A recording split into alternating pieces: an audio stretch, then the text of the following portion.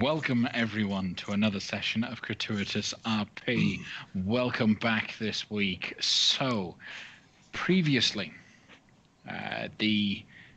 our heroes entered into Waterdeep with the intention to discover more information about Erin's doppelganger. This person that is apparently stealing Erin's, or attempting to steal Erin's identity and situation back at home.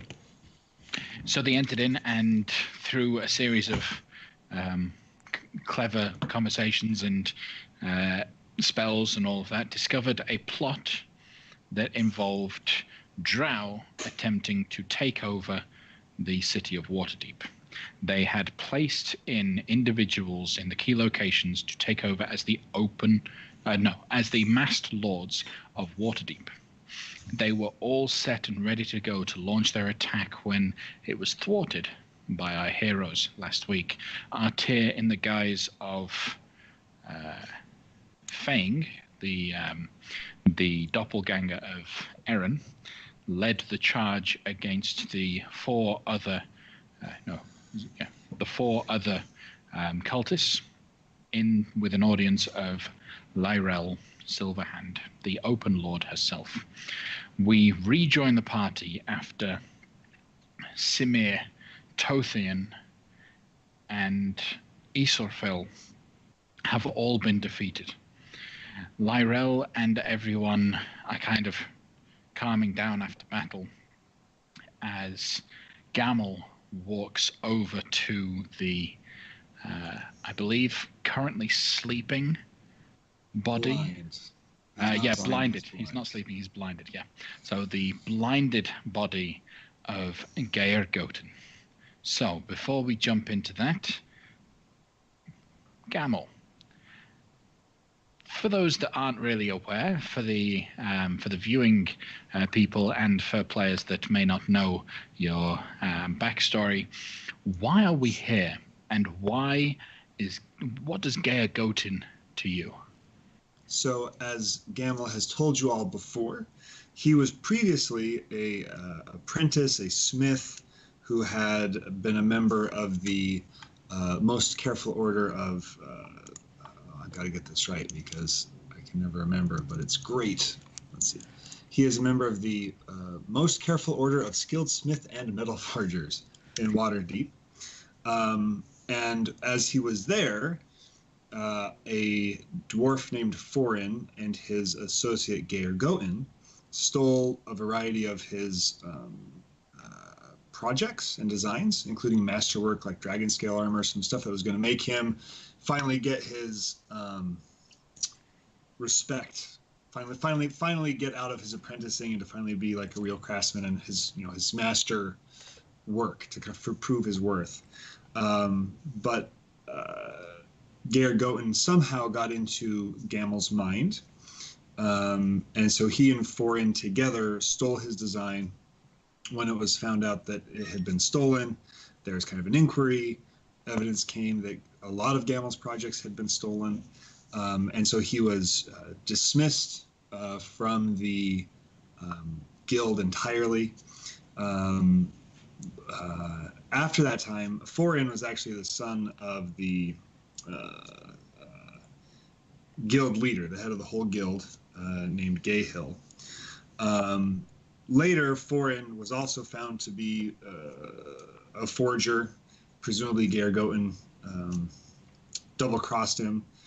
So Forin died in disgrace, like he became a drunk and just died. So Gamel still needs his revenge on the one living person who betrayed him, Geir Goten. We have found out since that time that Gayhill Copperhelm, the father of Forin and the leader of the Smith Guild, he died shortly after his son was dismissed from the town, and Geir Goten has taken his place and become head of the guild and presumably head of the Merchants Guild, and is one of the masked lords of Waterdeep. That's where we're at this point. I think that encapsulated. So Gamel has had a long-term plan to enact the most painful revenge on this fellow, And then the drow thing happened, and everyone's running in, and he's a little frustrated because we were going to have like months where he was slowly going to take away his power and prestige and position and leave him a pauper. Plans, so many plans. And instead we just ran in, like, beat him up. And this is not sufficiently painful or malevolent for Gamel's liking at this point, and he's made that clear to you guys. So that's where we were at prior to running in and dealing with the masked lords and the open lord, who's still in the room, I believe. Okay, so now with the situation at hand, present day, the party are still more or less in combat, but the last remaining infiltrator is blinded, unable to break out of the blindness, and just stumbling about, screaming and shouting obscenities to you all, trying to intimidate you into letting him see. What are you going to do? I walk up to him. I say, get the open lord out. And anyone who doesn't want to hear should also step out. But don't worry, you won't have to see anything. And I will cast darkness and envelop myself and Gergoten in darkness as I grab him. Okay. He is going to attempt to resist your grapple, but it's going to be super easy for you to beat him. So go ahead and roll. I believe I've already shot him in the foot. At least once. Oh, right. He's also hexed, so his dex checks are at disadvantage. Yep. And he's blinded, and it's bad. Not a good day for just Gergo. bad.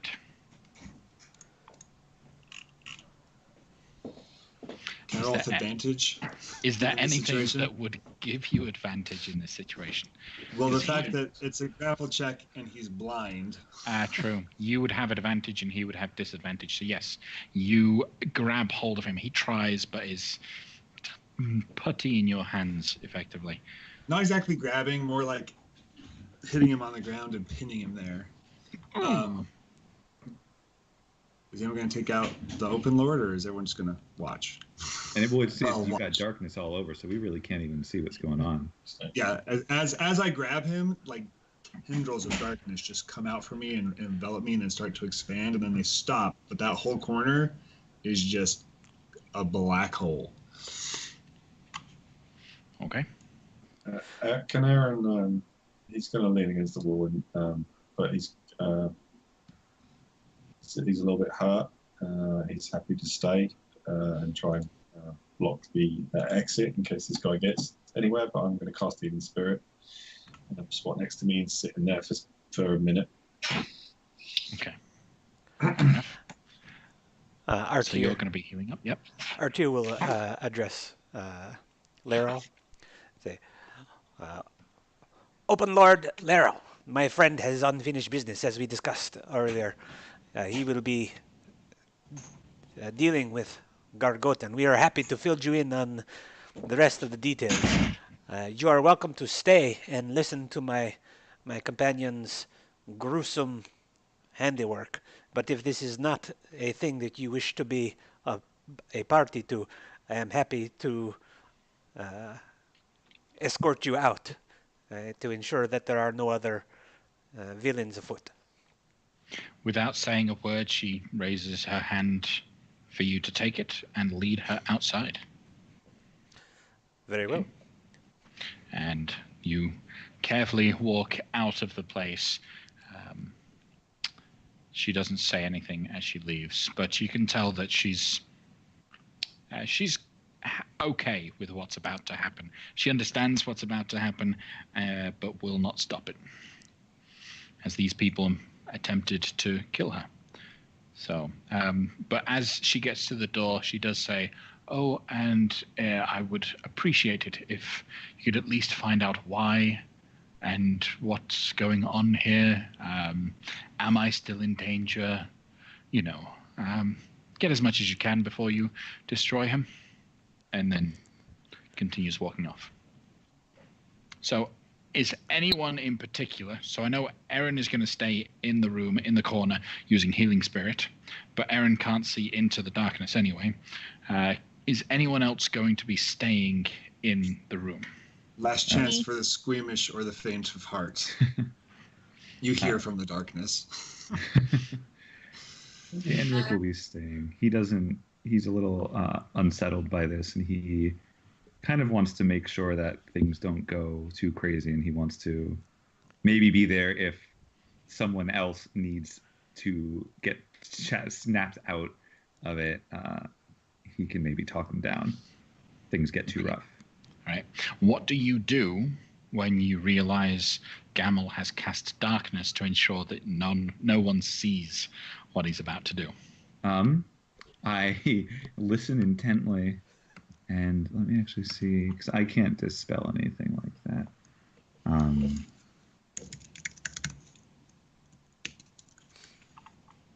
Yeah, I'm just gonna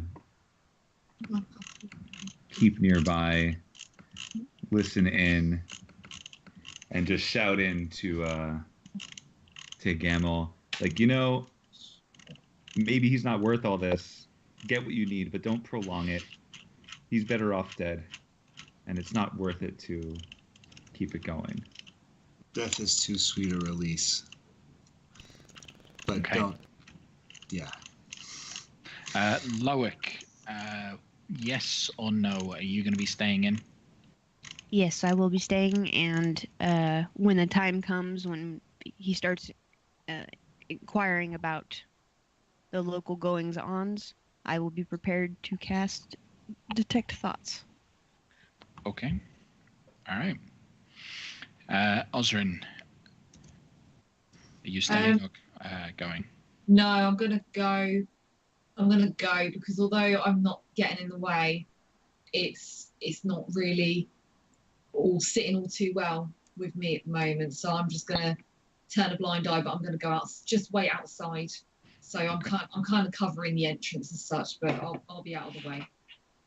Okay. All right. Then I believe that is everyone sorted. Gamel. All right, you piece of shit. Whoa! Who are you, and what are you? You were never a smith. Not man enough to face me Smith? on odds. Let me see you. I'll take you down. Mano a mano. Come on, I'm as good as you are. Oh, you were never as good as me, and you never will be. And I take Whelm, and I crush one of his hands. Just smash it. All of you hear the audible cracking and crushing of bones, and a blood-curdling scream come from Gergoten.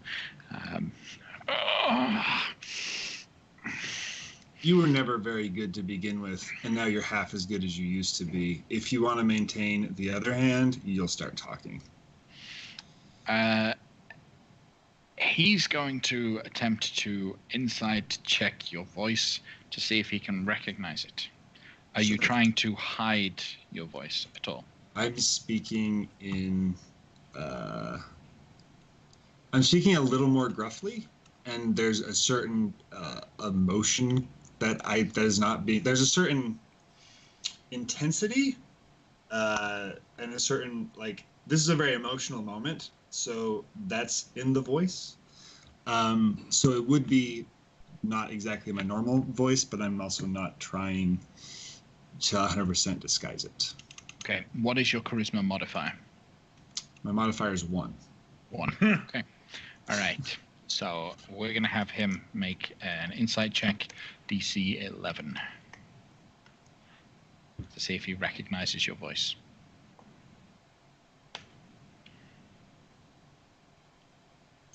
You're the 1! No, but he got an 8. That's got to be even worse for you, though, Gamel, if he doesn't even know who you are. Oh, well. He doesn't recognize your voice, though he is desperate, because you can see in the darkness, right? Yeah, I can. Yeah, so he's cradling his hand. What kind of a man beats another when he can't see? You could never beat me on equal terms, you foul little creature. Well, this is an interesting question, because I'm not a man. I'm a dwarf. But you've ticked off a lot of dwarves in your time in the guild. Why did you join the guild? You're never any good. What do you know about me? Hit him in the head. Backs hand him across the face. Roll to hit with advantage. I don't have. Are you just doing a simple? I don't have strike? just back of the hand. I don't have like Okay. an unarmed strike. All right, so D20 plus your strength modifier. All right. That is. And you have advantage. Whoops, that's wrong. I rolled an 18. Plus 2, 20.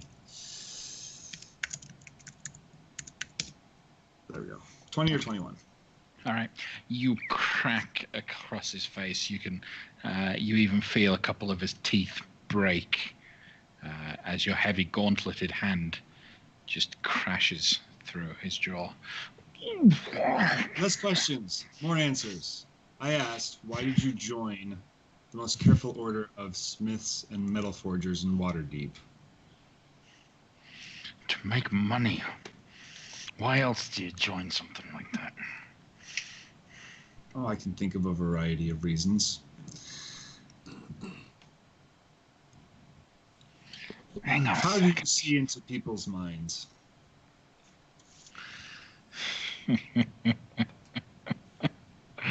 Oh, really? I thought you were dead. Loic, can you give him a break? What was that? Can you give him a headache? Sure. Please What do make you an got? intelligence. Please make an intelligence saving throw. Okay. Intelligence save. He's not proficient in those. That's a 9. He takes 7 points of force damage. Oh, wait. Psychic. Okay. No, it's force. You're right. Reading. So he's got to make a strength check, actually, Oh, strength. Sorry. by the look of that. As an action, you try to grasp one creature you can see within 120 feet of you with a hammer crafted from telekinetic energy. It's okay. Yeah, even worse on the strength check. So I imagine you crack this telekinetic energy right along his side, the side of his head, and it immediately interrupts his laughing. Yeah, Actually, I have to be able to see him. It turns out. true. You have to be able to So- see. Oh, shame. I will telepathically let Gamble know that I cannot help him if I cannot see him. Fair enough. I hear that telepathically, and I'll answer Gergoten. Yeah, well, when there's a snake in the grass, it's better not to be left there. Oh, why are you back after all these years? Oh, isn't it obvious? You destroyed my life. Now it's time to return the favor. So I grab him and drag him, because he's flat on the ground. I drag him and then prop him up kind of against the wall so he's in kind of a seated position. I pull out my pistol. I shoot it not at his head, but like next to his ear, so it's quite loud. Okay. And then I take the red hot barrel and just press it on his face.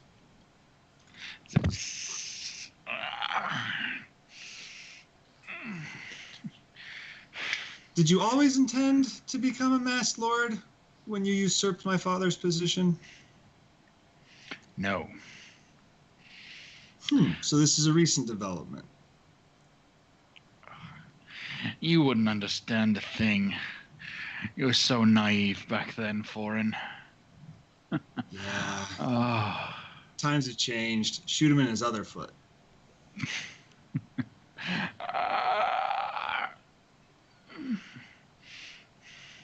Just get it over with. You've got your revenge. I've got nothing left. Oh, see, you've lived well for years. I want to take that away from you. And this, just too short. Just doesn't last as long as it needs to. But tell you what, I'll stop shooting off appendages if you tell me why you're here and who those other 3 gents are, laying on the ground in a pool of blood.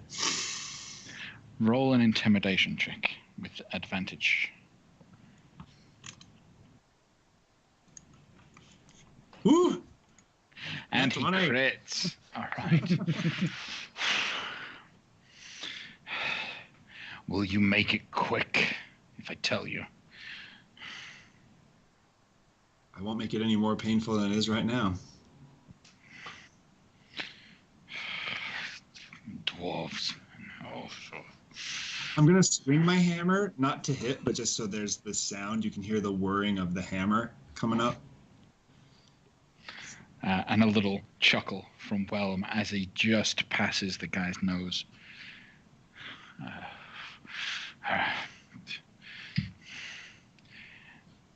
I had always wanted to lead the guild. Why? He said he joins us for some money. Money, fame. You can't exactly survive in this world without a purpose, without a skill. Taking yours was the easiest one I ever found.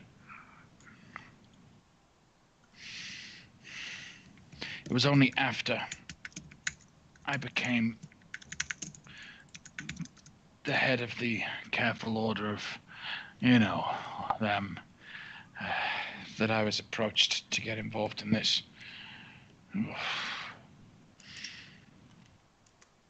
The Drow, they're taking over more of the surface land. They have control over more than you think. They promised me I'd be able to survive and live as a really rich, wealthy man. So? I helped. More than I think? Tell me what you know, not what I think. How much have they taken? Spill your guts or I'll spill them for you. And I take out my knife and I sort of just run it along his belly a little bit. I don't know every place that they've gotten control of. But they've got... I was recruited in Luskan.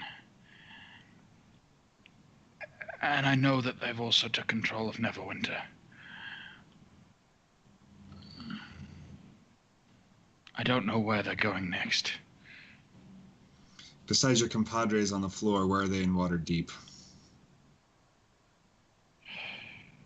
We had a hidden base below the city. Plans were always to, once we were finished here, move back to Menzo Berenson, to regroup and move on to the next place.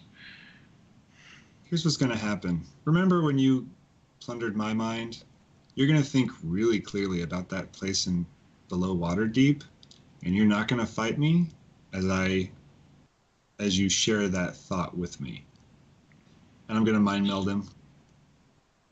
Try it, boy. I need you to make a intelligence saving throw. Ooh.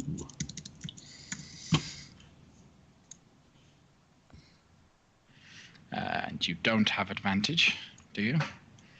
I mean, it's up to you. No, you don't have any skills or anything that should give you advantage on an intelligence save. Does No, he nothing, have no. to be able to see Gamel in order to do this? No. Okay. Gamel might have a legendary resist with his mask. And I do have a legendary resist with my mask. So would you like to choose to succeed because you're about to fail? Well, I believe I get to find out the result before I choose to succeed, don't I? No. How's legendary resist work? Legendary resistances are when you fail a save, you get to Sure. choose to succeed once per All day. right, we'll You succeed. have one. Okay, fine. That's All right. fine. As you tried to push into his mind, you felt a presence stop you abruptly and attempt to push back. That presence attempted to grasp control over your mind and was unable to do so. As a result, you're stopped. Like, you cannot mind meld with him. You can't telepathically affect him in this manner. It's not working. Crush his other hand. I told you not to resist. Crunch.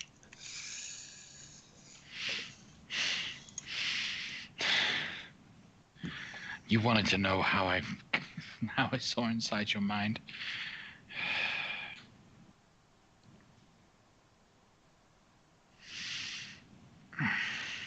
It pays to have friends in high places. Or low places, should I say. Name your friends. I'm going to, like, reload my pistol that I've shot a couple times, loud enough that he can hear me reloading. I don't know a name. Some demon from the lower hells gave me this gift. You want to break through my mind, you need to break through his. Just kill me. I'm telepathically going to ask Loic if chucking him into Pandemonium is just going to send him to his apparent master down in the Nine Hells. No, not at all. What happens in Pandemonium is that people quickly lose their minds because of the howling winds.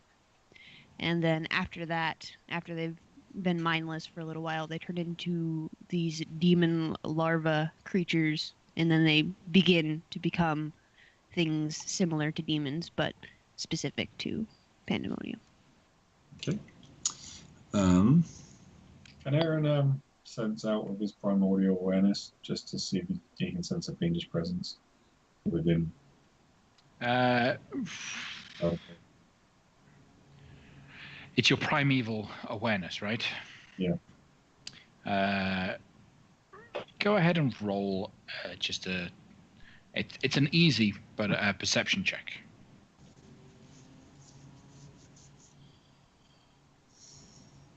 Okay, fine. You've sensed fiends before, because you've actually been in the presence of demon princes. Yep. You've been in the presence of lots of fiends, so you know what a fiendish presence should be. This is a little bit strange. It feels almost like it, but it seems almost as if a remnant of a fiend is with you, but not an entire fiend. Something about Goten, the individual that's currently hidden from you in terms of sight because of the darkness, has some tint of fiendish presence tied to him.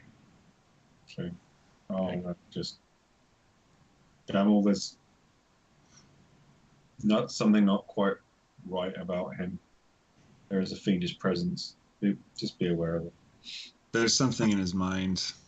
I don't know If you- Loic, If you drop the darkness, I could help. Well, 1 second more.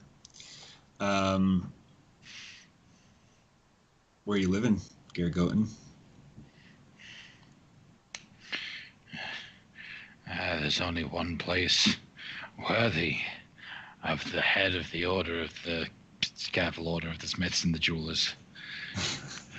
Where do you think? The most careful order of smiths and metal forgers in Waterdeep. You don't even Yes. care enough to get the name of your own guild right that you usurped. Nope. You maggot. Mhm. Stab him once in the back. Still wanna. What with? I have a knife. Go ahead and make an attack with your knife. Actually, correction. Pop a vial of acid, drip it on my hand, and then just let that drip on him. Because are you immune to acid?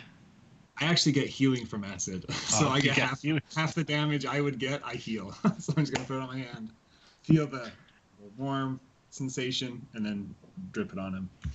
All right. As you all hear, those that are present hear the sizzle and the bubbling of flesh, another scream from Goten.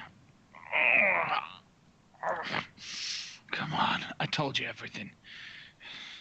Just let me go. Treasure? Man like What? you got. Where's your treasure? Man like you got money lying around.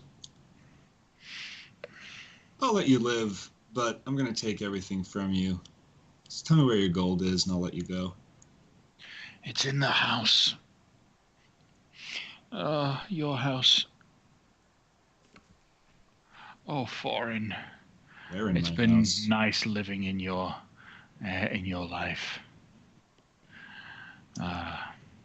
Yeah, it was a good one. I didn't appreciate it at the time, but you've helped me see much more clearly.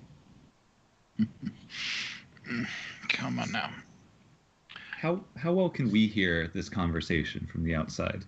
Well, for one thing, you guys have definitely heard Gergoten call Gamel foreign twice Yeah. now. Oh, I'm not trying to hide any of this. You've heard everything. Yeah, you've And heard the darkness does nothing to muffle. Yeah, I'm just curious if you guys were close, because I want to roll an insight on what he's saying about where that treasure is. But I want to make sure it's something I would hear. Go ahead and roll an insight check. Okay. It seems true. Like he's honestly saying that the treasure is in the house. He continues to explain that in the master bedroom, below the bed, secret compartment, it's all in there. Every last penny. Well, Gergoten, I made a deal. I said, let you live. I dropped darkness, so Okay. everybody can see him. Everyone can now see the mangled and beaten form of Gergoten. He looks bad. Is he still blind? I guess would we be able to tell by looking at him if he was still Part of blind? why I cast darkness was so if he saved on his blindness, he'd still think he was blind. I think so. It was Loic that had him blinded, right? He got to save each round. Yeah, but it lasts for how long? A minute? Or no? Blindness, deafness lasts for hour,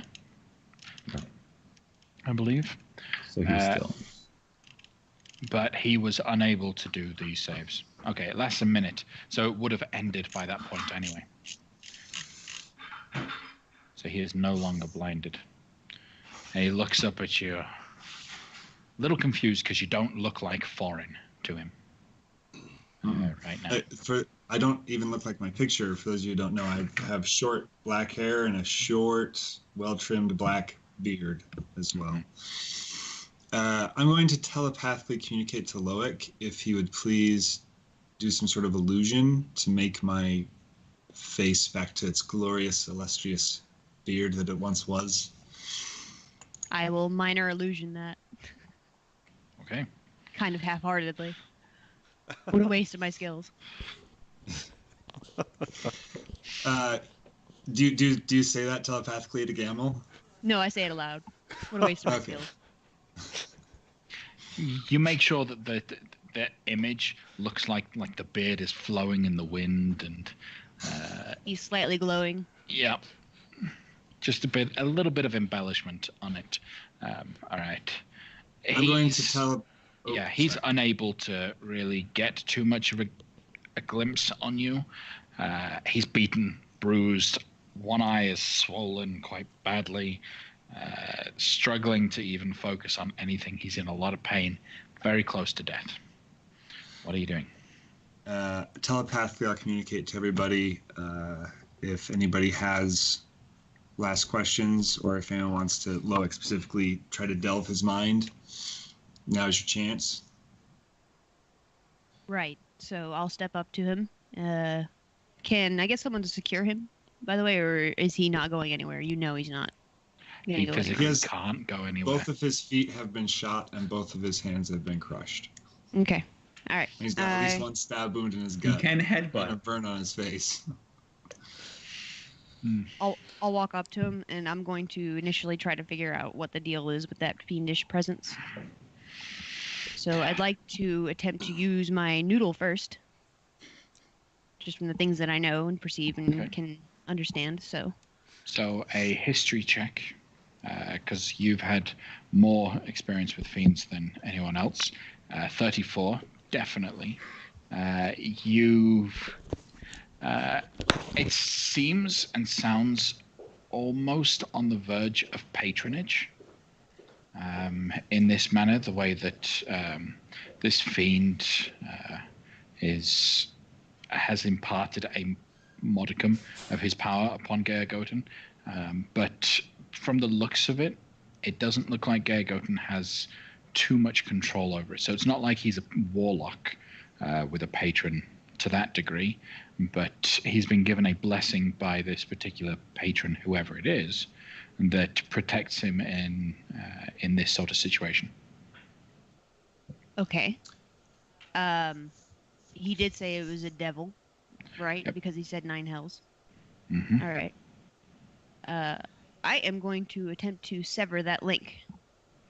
Okay. And what are you going to do that?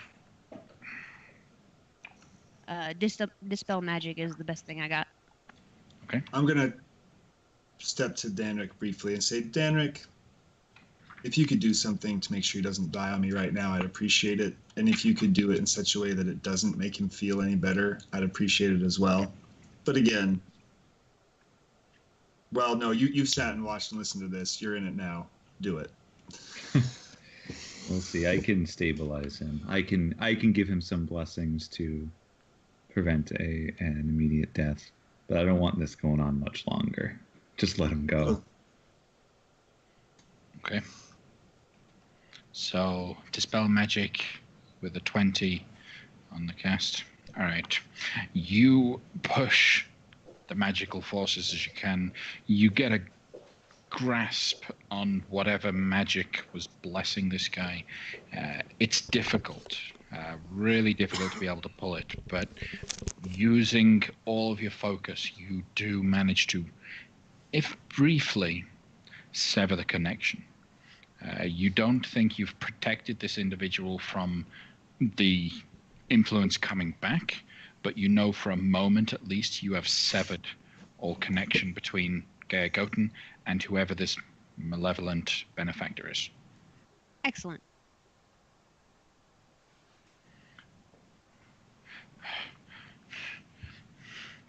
His breathing becomes a bit more sporadic. Blood begins to gush a little bit more out of the wounds that he's taken. Evidence seems to suggest that the blessing may have been keeping him alive somewhat. He looks a little lost. No. What did you do? I want names. You will regret this. Names. And then I'll cast Detect Thoughts.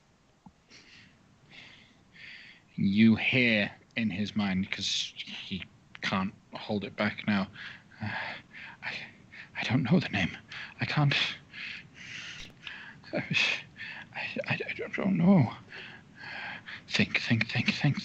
Come up with a name. They'll believe it. Okay, you can stop. You're just gonna lie to me. I'm in start your head. searching. You can't feel that? No. I'm gonna start going through his pockets so he knows I'm looting him like a dead body and that I'm treating him like a dead body. Okay, he's going to attempt to flop and hit you in the head, or at least hit you with his head.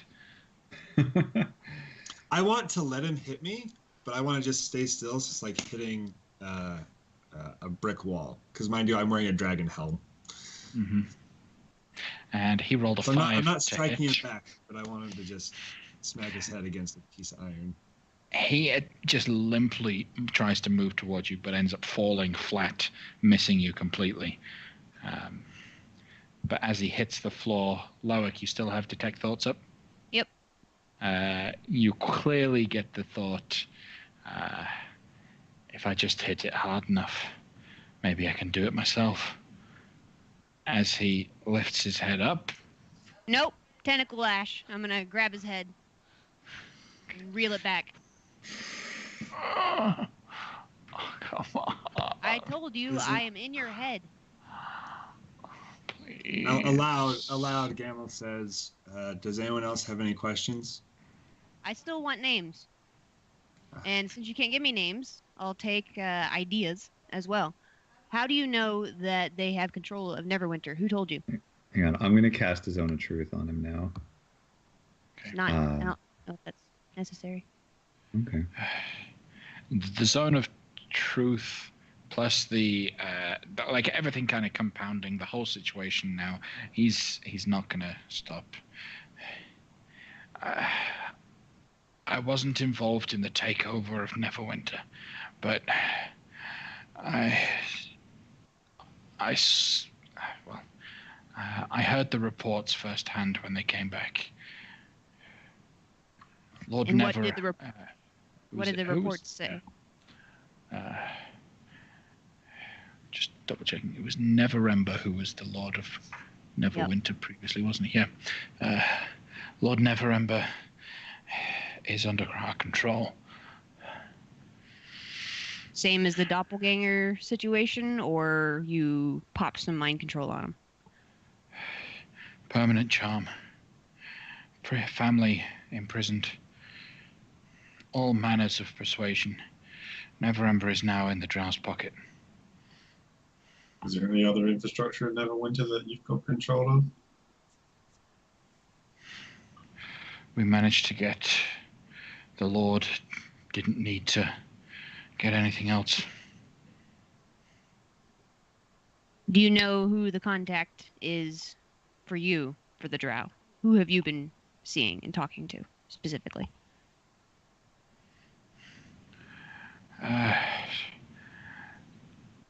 Arcane Brotherhood. Archmage. Gromf Banery. I knew it! Thought you would. Yeah, I think I'm done with him. I told you we should have killed them. I come in real close to his ear. Oh. Does he know where the other statuettes are? Mine and Taemon's and Lael's. Yes, he knows where they are. And they are in the care of Gromf Banery. Great. Well, Done, Loic? second chance, I am. Yeah, sorry. So I'm going to grab him and lean in really close to his ear. I'm just going to say, last thing. And telepathically I say, Loic, well, actually, there's a zone of truth. He can't lie, right? Yeah, I can't lie. I'm just going to lean in real close and say real quietly, did you kill my father?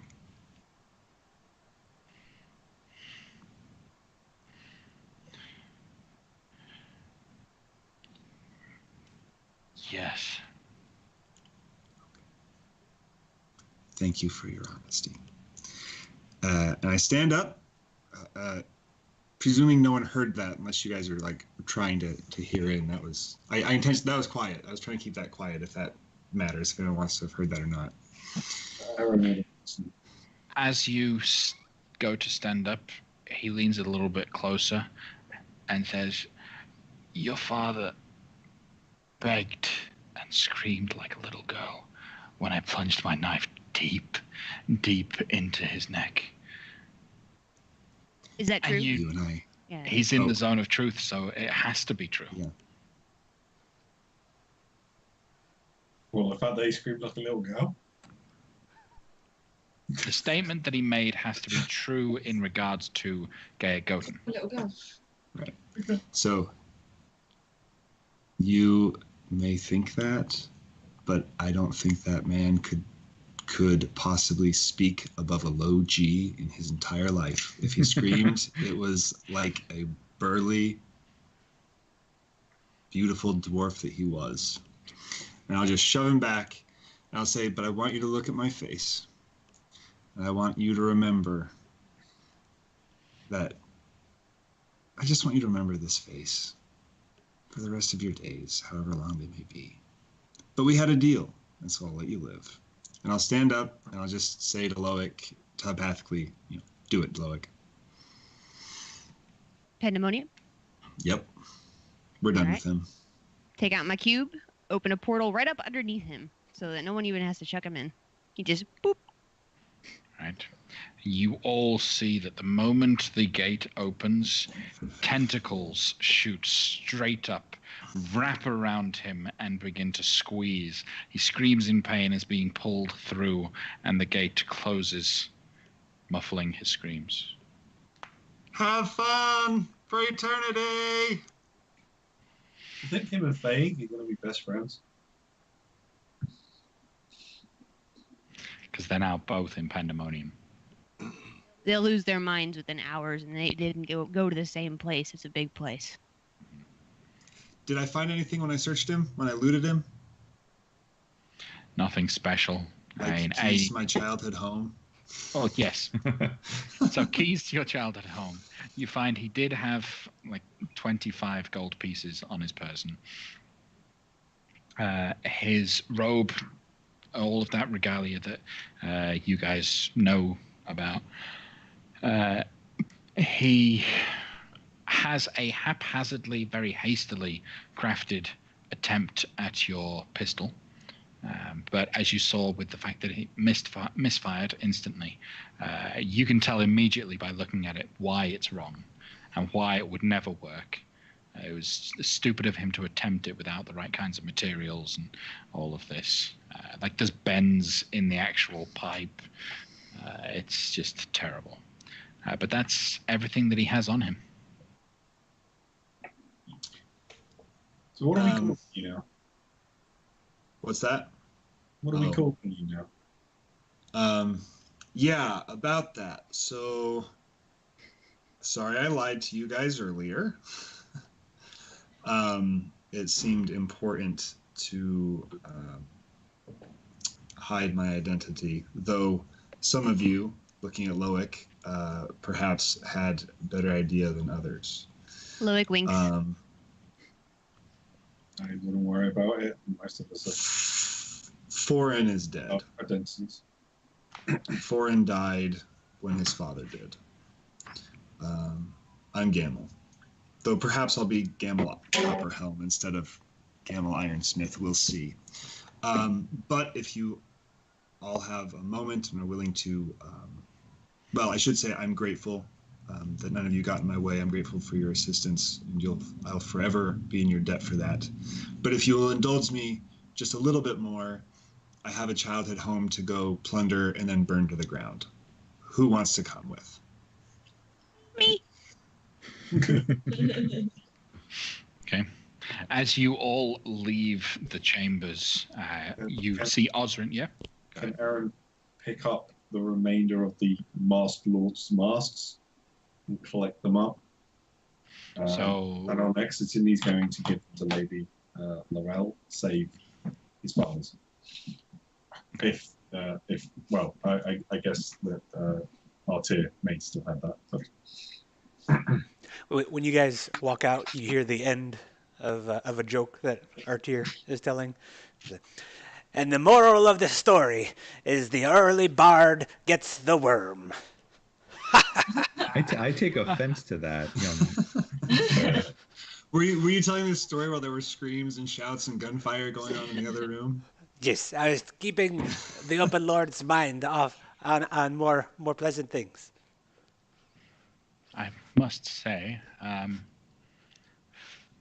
fairly effective. I heard everything that he said. Interesting that Lord Neverember is now under the control of the Drow. I shall have to have some words with him and those next to him. But what to do about my masked lords? I shall have to get new ones. This is terribly inconvenient. Lord Amakyle is his current state is among the living. We're sorry we had to lie to you. Current state? Are you intent on changing that? No. No, but we had led you to believe that he had. I had led you to believe that he had been murdered. It is not the truth. He is alive. Very well. Very well. I shall like to. Well, not right now. I'll visit Lord Amical soon. Maybe I can get his thoughts on who can replace the other Master Lords. You'll be glad to know it took quite some doing to convince him not to come immediately to your call and to allow us to appear in his place. He is a loyal lord to the city. He's a good man. Good man. He doesn't kick puppies. This is what I have heard too. I'm reading people. If I may ask, my lady, since you heard, I don't expect to be staying long, and as you may have also heard, foreign Copperhelm is dead. But if you would be so kind as to ensure that his name and his father's name, if there's been any tarnishment, would be cleared and exonerated in all respects, I would appreciate that. Well, I suppose I can't trust anyone within the various different organizations that run the city, so I might just have to rebuild everything from scratch. I don't know which of the merchants or the smiths were under Gergoten's employ or influence, so I might just have to replace them all. The smiths who were recently... You can actually trust the Hunters Guild. I can. Very well. Very well. Amongst the They were part smiths... for unveiling this plot, and I, being a member, saw it through. Very well. I shall have dealings with Gora soon. Amongst the smiths, there's been a recent exodus under Gergoten. You can probably be assured that anyone who left under his leadership would have no love lost and could be trusted. If you can find a man whose name is Old Man Tate. He's an old wizened man, but he's a great smith, and he would know better than anyone the opinions and predilections of all the established guild members, at least. You wouldn't go wrong to seek his advice on the trustworthiness of various folk. Very well. Seems like I'm already getting good ideas. Lord Amical, Old Man Tate, and Gora. I'll have to find two more. So, well, hello again. She nods to Loic. We met... No, you didn't meet her when you went into the tower, did you? Met Vadra. I was shouting for her, though. Yeah, you were shouting for her. I have heard a little about you. Good to see it's all true. You folk must be Twilight's errand, correct? Something like that. That's what they call you. On our good days. Yes. Well, may I be pleased to welcome you all to Waterdeep proper. You're welcome to stay for as long as you wish, though I'm sure you have pressing matters to deal with. You don't have to worry about Neverwinter. I may call upon you at some point to help with that matter, but please trust me and believe me when I say I will take care of Lord Neverember. He's a dear friend, and I care greatly that his family are safe and that we can gain full trust and control over Neverwinter again.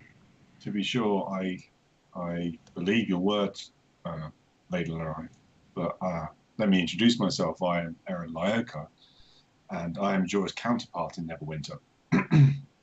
So I have some pressing concerns about my guild and the situation there, and I may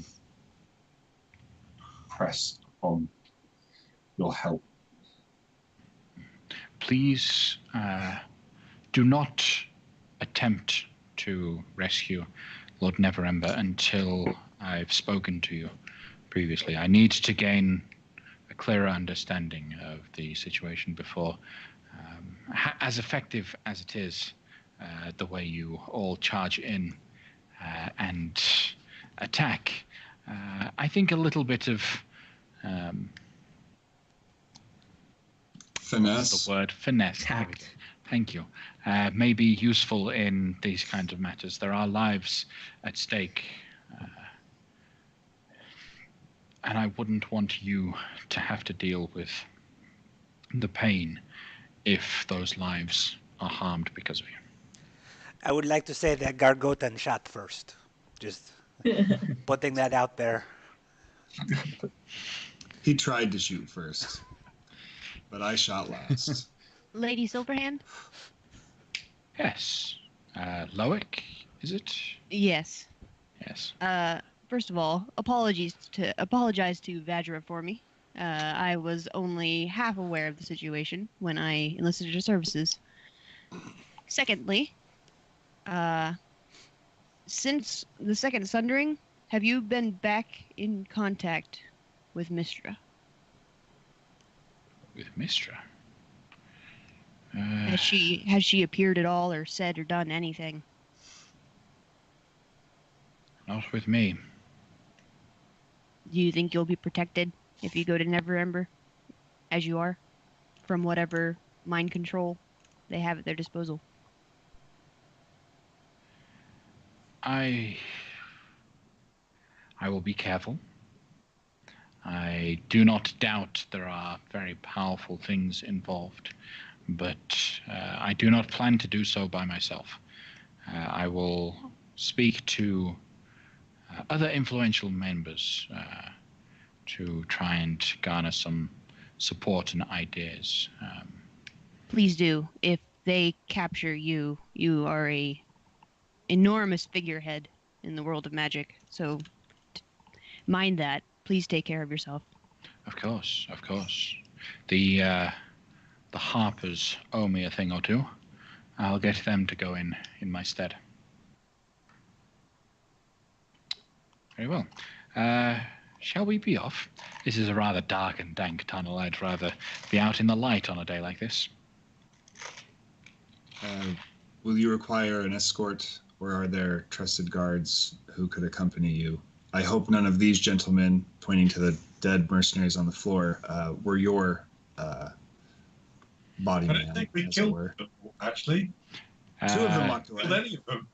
3 of them walked away. What happened to the guy we had restrained? The one wrapped by the giant snake. Oh, is there a you- giant snake in that room still? You left the snake uncommanded, so it had lunch. Oops. It's like a pizza, right? Nothing. No guards or Just anything. straight down. In terms of whether or not there's a snake, He won't be this it's all right. Okay. as long as in terms of whether or not there's a snake, that's down to whether or not Osrin would have kept like the conjure up. I'll end again. No, she wouldn't have. Once she walked out. Okay. No. So the snake and his lunch would have disappeared. Okay. So you all head back out towards Waterdeep proper. I'll take you back to the map of Waterdeep. I'll have one more proposition for the lady before she goes. Well, first of all, does she need a guard back to her tower, or? No. After a couple turns and twists in the secret corridors and through the secret doors, you see a heavily armed guard group. So about 5 individuals, all wearing some pretty hefty plate armor, are ready and waiting to escort her back to the tower. Lady, I intend to go to the Copperhelm estate for some obvious reasons, and I can do one of 2 things. And if you will, I'd seek your advice. I'm content to burn it to the ground and simply be done with the whole affair.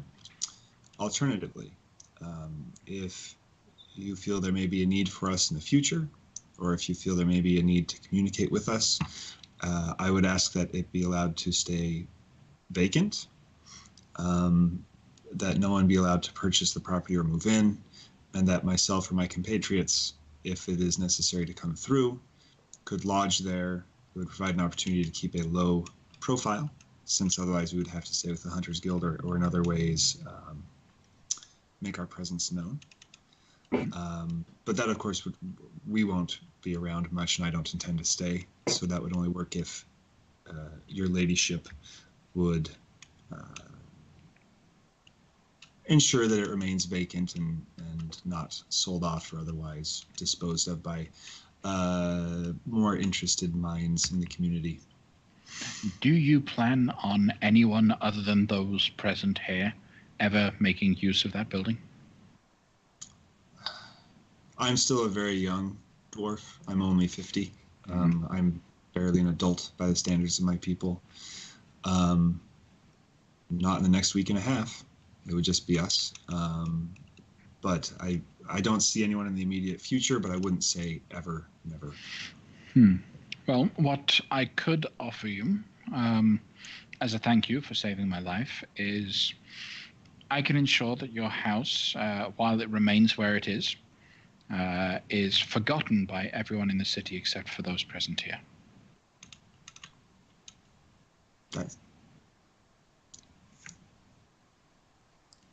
Is anybody looking at my face, or is everyone behind me as we're talking quietly?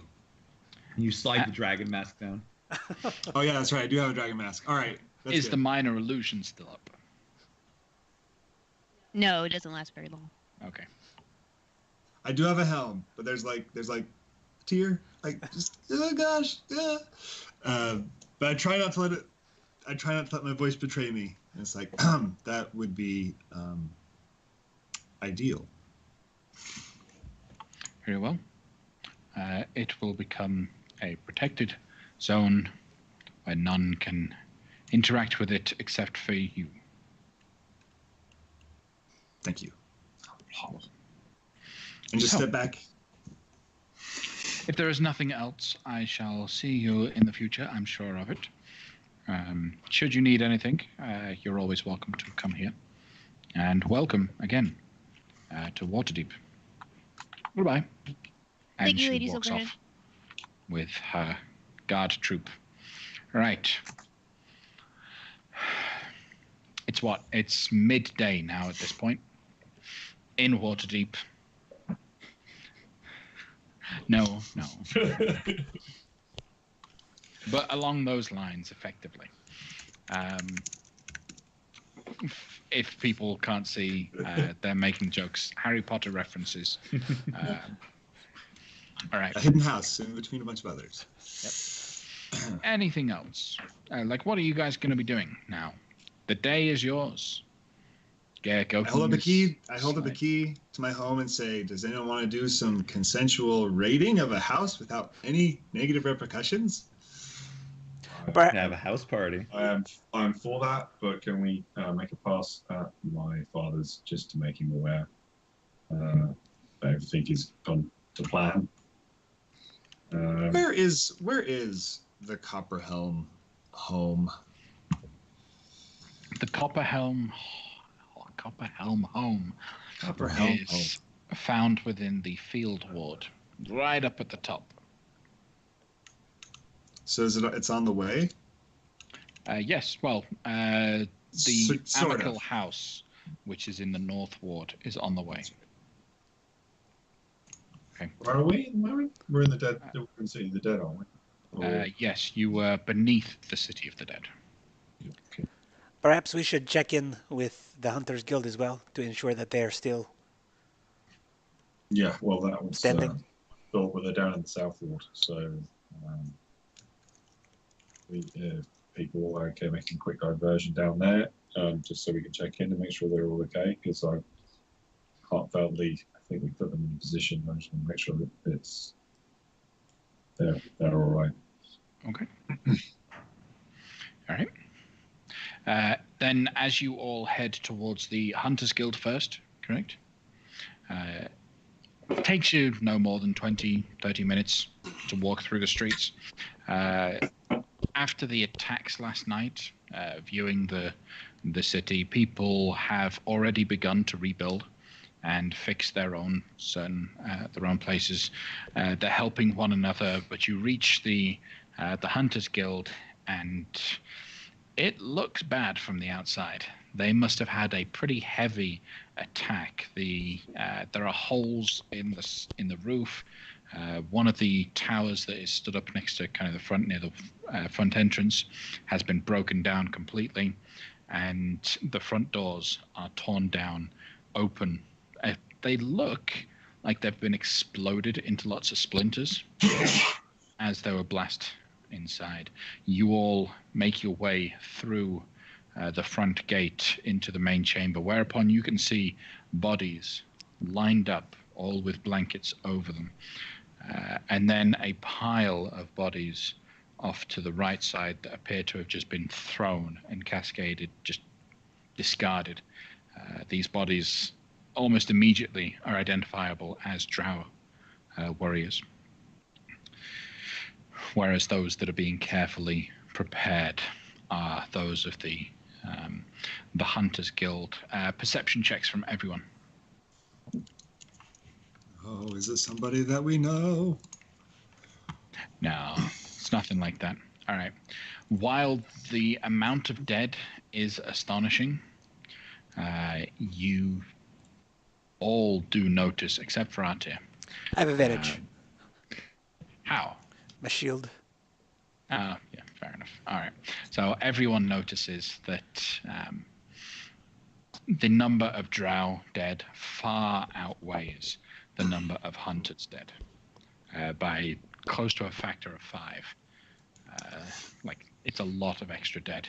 You walk through the main chamber, up the steps towards the grand hall, and evidence seems to suggest, as the way that the building has been damaged less and less the further you get towards the great hall, that this is kind of where the battles worked their way forward, until you see a huge barricade being torn apart by some of the hunters. They had stashed a whole bunch of chairs, tables, anything they could to be able to bottleneck the opening of the gate. And it seemed to have worked, because as they're taking it down, the areas that are being revealed look quite clean and untouched. Helping them, hobbling and kind of limping quite considerably, is Gora. Still alive, being helped to move around by what was the name? Mary? I can't remember the name of the maid. The healer, the cleric that they had. Sarah. Sarah, there we go, Sarah. Yeah. So being helped by Sarah as he tries to lift stuff to move away, and you can see he's grimacing in pain every time he tries to lift something heavy. She gives him a slap around the head and keeps telling him he needs to rest and sit down. She's fussing over him more than she probably should. But they're hard at work trying to clear the dead and rebuild the Hunt Guild. Aaron's takes a sigh of relief when he sees Jorah. Obviously, seeing the bodies was concerned, and he calls out, "Jorah, my friend. Relief to see that you're okay." Oh, you missed out on quite a fight, Aaron. We had some of our own, my friend. Let's be sure of that. Well, we were worried. There was a moment where I had to choose between the guild and other objectives. It was hard. Is your father safe? He is, and Good. and the plot against the city has been foiled. Ah. 2 birds with 1 stone, hey? Quite.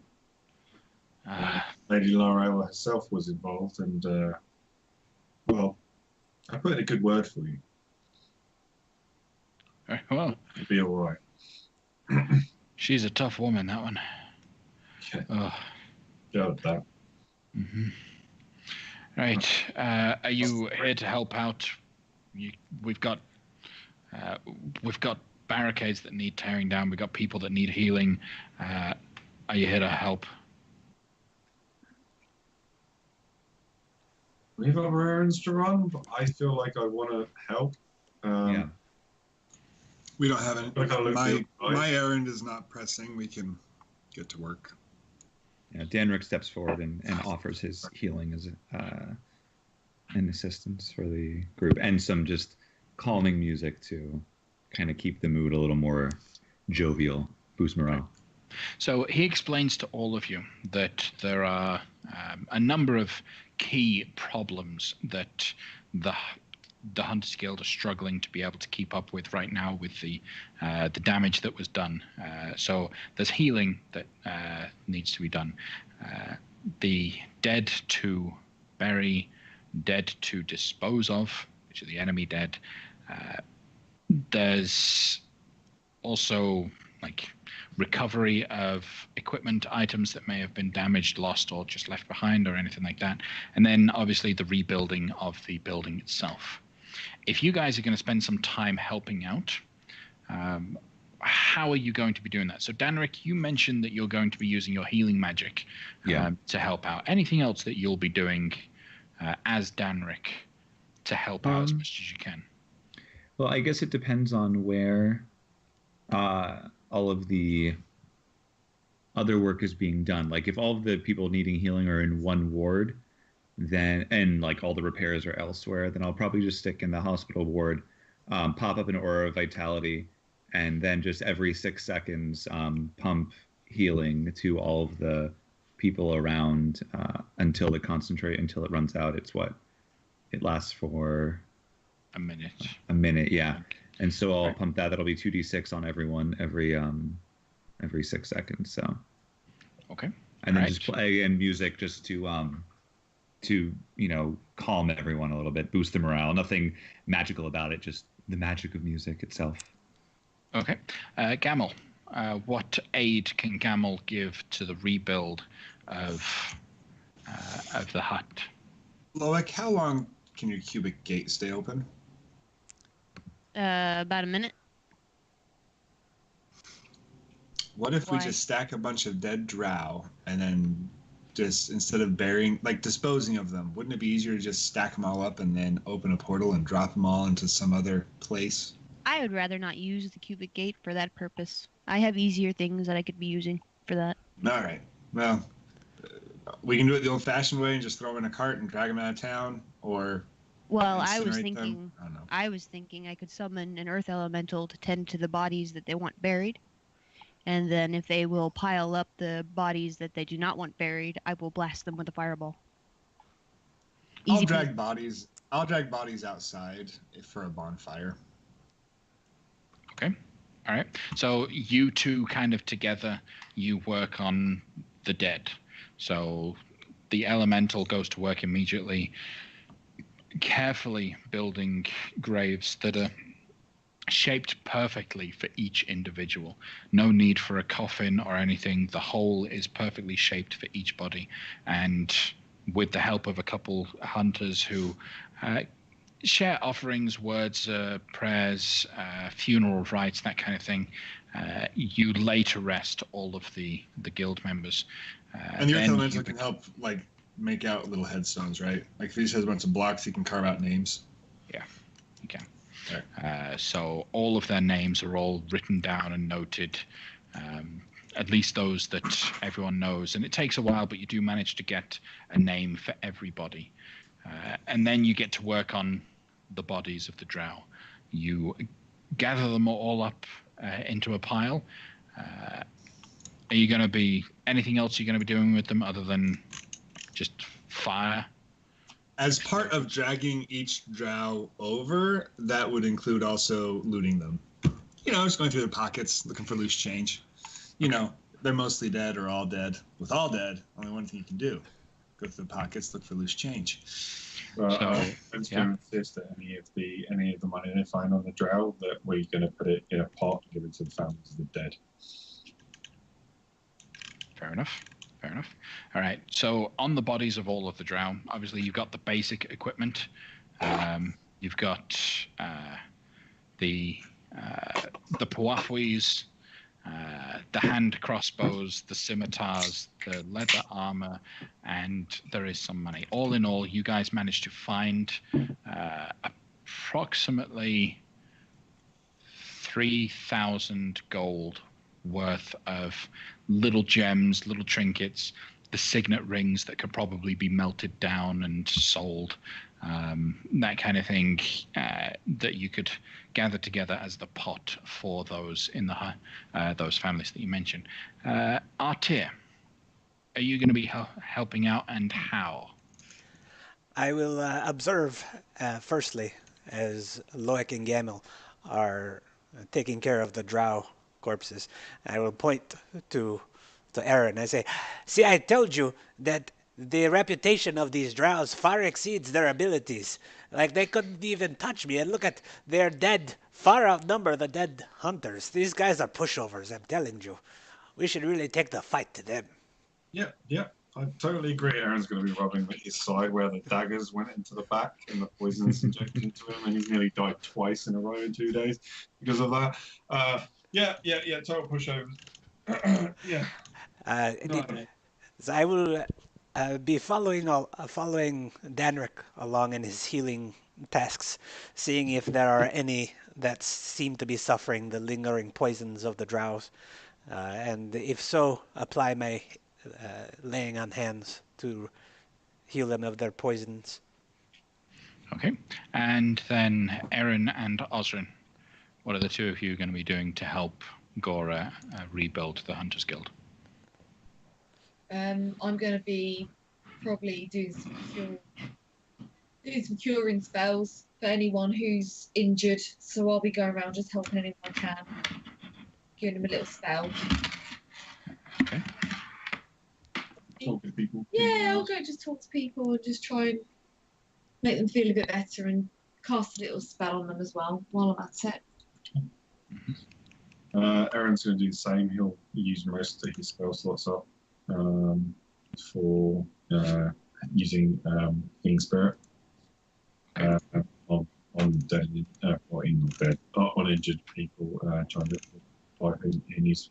Once he's done that, I'll use Mold Earth to, if we create graves, Aaron will just use Mold Earth cantrip to dig out appropriate sized grave stuff, so those will be dug out. After that, he'll happily torch Drow, and if there's any heavy lifting, he'll do that. Okay. All right. So all together, with the help of the other hunters and you guys combined, you spend the better part of about 4 hours just helping everyone as much as you can. You do anyone that is expending spell slots for healing. I'm going to leave the discretion up to you as to how many spell slots you use up in that regard, for tracking and all of that. But 4 hours go by. The majority of the holes have been covered up. The Hunters Guild looks a little bit more stable. Everyone looks a little lighter, happier, as everything has been kind of fixed for them. And Gora is absolutely excited and glad for all of your help. It would have been a nightmare to be able to do it without the lot of you.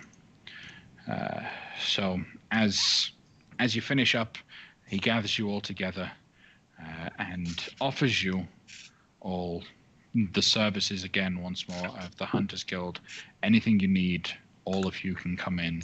He will actually hand each of you a little token, which can be used to identify yourselves as members of not only the Hunters Guild in Waterdeep, but also as part of the Emerald Enclave, should you all find yourself in that sort of situation. As Erin would know, this sort of blessing is usually in a case of, if you need help, you can present this token to the representatives of the Emerald Enclave, and you generally don't have to. They won't ask questions. They'll just help. They'll do what they can. On a scale equivalent to the Harpers or the Order of the Gauntlet, the Emerald Enclave are pretty influential. With that, what else are you guys going to be doing? Well, Danric suggests that we, after we settle the business with Gamel's home, is we spend the night just kind of unwinding. Music and drinks. We can have a house party to ourselves at the home, or we can go out, take it to the town, but just a nice night where we don't have to worry about our lives for once. Before you do that, I think Aaron wants to go back to his home. Yeah. Anything else? I would have asked sorry, I would have asked Gora just to see if he can get a man or one of the kids actually. Or we haven't asked about the kids yet, and I should do that. Yeah, what's going on with the kids? So the 3 children that you left behind, it was what, 2 weeks ago? Yeah, about that. Yeah, 2 weeks ago. They've actually been transferred to go and be trained within the High Forest to boost their skills. Are these the monkeys? Yep. Oh, cool. Okay. The monkeys that were little children beforehand. Mm-hmm. They were working, and he'll explain that at first Sarah had them following her around. She taught them a little bit of healing abilities, so they all gained medicine skills, and then moved on to a little bit of physical training under the direction of some of the lesser hunters. And then eventually they were sent to the High Forest to actually be trained to become hunters by the elves in there. Oh, wicked 2-week montage. Yep. So, okay, good for them. So happily, he would have asked somebody just to go and send word to the Amicable House just to tell him it's been sorted. We'll be there later. We've got other errands, but not tomorrow. And obviously to do on Junior, we'll be with him in a bit. Okay. But now when we go, then we'll be so panicked. Okay. They do that. No worries.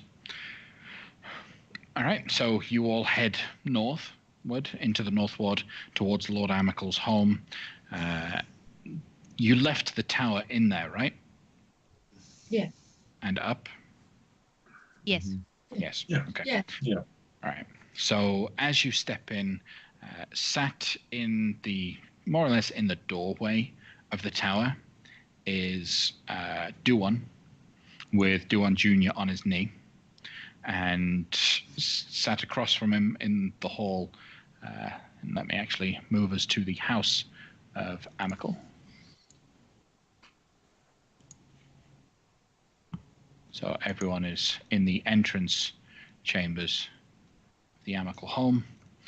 Everyone's just there, just kind of casually communicating, getting to know one another, and laughing and joking. As you walk in, you hear that Duan is telling Lord Amical stories about Erin's childhood, or at least the youth, not the childhood, but the youth that Lord Amical missed out on. You can tell immediately they're all embellished. Like, not to say that you weren't special growing up, but you can tell instantly that Duan is trying to make your father jealous about all of the moments that he missed and everything that you did as you were becoming a man that Duan helped you to become. I was going to try and hold back his smirk. So, as you come in, they greet you like, "Oh, it's good to see you. We got your message. We're glad that you're safe. I'm glad that Lady Lyrel will also remain in charge of the city and safe. Hopefully, it's not too long before she calls a meeting and we sort this whole mess out. But please come in, sit down, have some tea, and servants will come out and offer you all tea and biscuits." Yeah. So that's how's things been here? Good. Duan's been telling me some wonderful stories about you. Are they all true? I was going to ask Duan. Of course. Nothing's too far-fetched for the great Eren Lyoga, as he raises a glass of tea. Eric's going to pick up little Duan Jr. Give his son up, bit of a cradle. It's been a bit of a day again. We've just been down to kind of talking to Duan. Just been down to the Hunters Guild. They were hit pretty hard last time. It didn't happen in the build.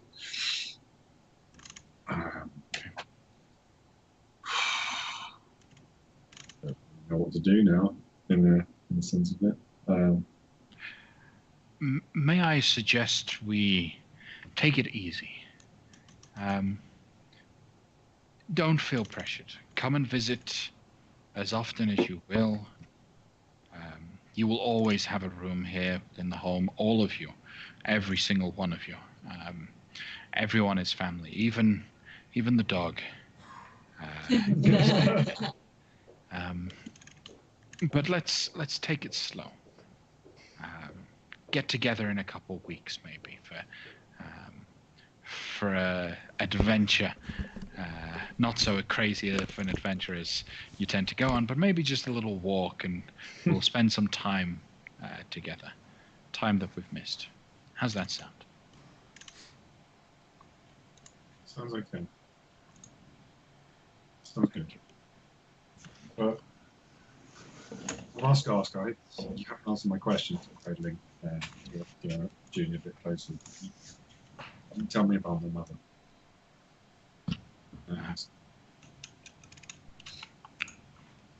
I'm very sorry. She was one of the greatest women I ever knew.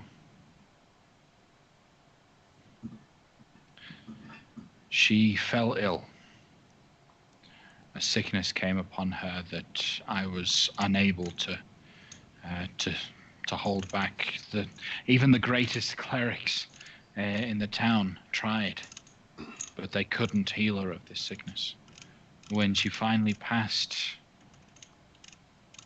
it was hard, but I made the choice to not bring her back.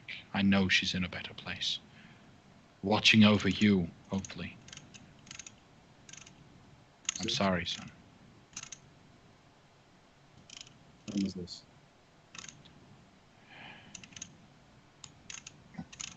Her passing was 3 years ago. She was with you then? Yes.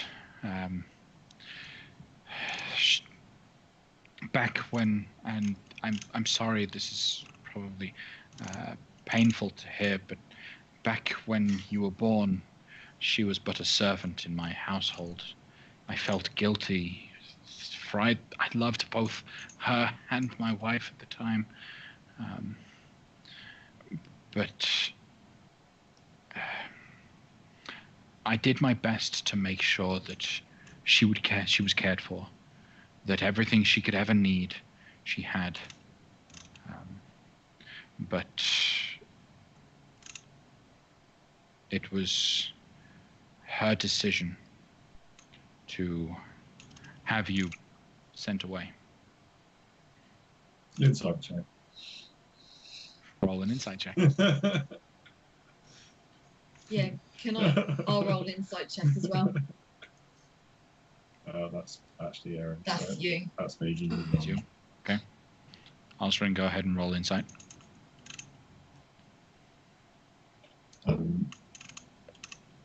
It seems honest. It's definitely not everything. It's definitely not a case of she just cut and dry said, you need to get rid of this child. There's probably a huge painful story behind it, but the crux of it all, it was her story, like her choice was true. She believed that your life would be better. We know we were wrong. We are very sorry. But at the time, with my wife... Well, he's going to interrupt, Maybe you're not wrong. I am a great warrior. Done great deeds. Great wife. And a great child.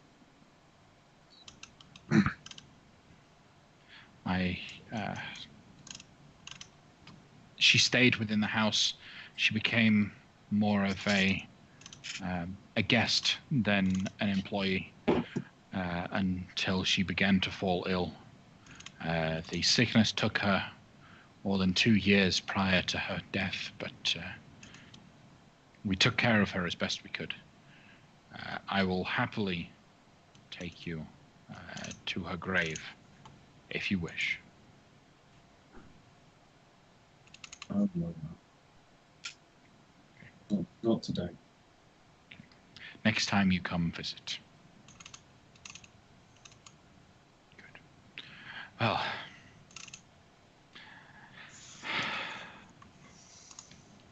what now? Well, we have some celebrating to do, I think. We've had a lot of victories in the last couple of days, and we hadn't had time to unwind. Personal victories and worldly victories. Camel, do you want to go to your house now?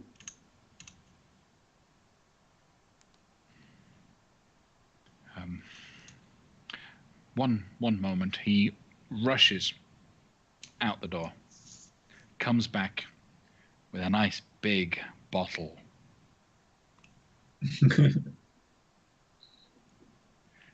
I don't want to say drink responsibly, but don't go too hard on yourselves tonight. But enjoy. It's a good vintage. It's circa 1403. I don't know what the years are. Oh, that's a good year. That's a very good year. Yeah. Aaron will pop that into his bag of holding. Okay. Thank you so much. All right. So you all head off to party at Gamel's home. Party down! I will invite them. Duon is obviously coming with us. We're going to have him. Mm-hmm. I will invite Lord and Lady Amakal. Next time you have a house party, we'll come. But tonight you take it easy. Okay. I will be in touch. If you need to get a hold of me, I'm abroad, but Gora at the Hunters Guild is a very dear friend, and he knows how to contact me. Very well, very well. So, back off to the north side, to the field ward, to Gamel's home. It looks exactly how you remember it. One thing Geir Goten has done all this time is taken pride in the aesthetic of the home, as everything is pristine, clean, beautiful as the day you left it.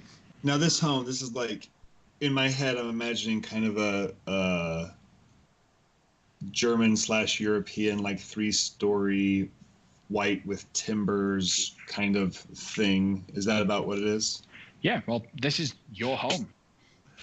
Give us. Well, but as Matthew the player doesn't know like Waterdeep that well. Like in my head, I know what this home would be like, but I don't know like what would fit in.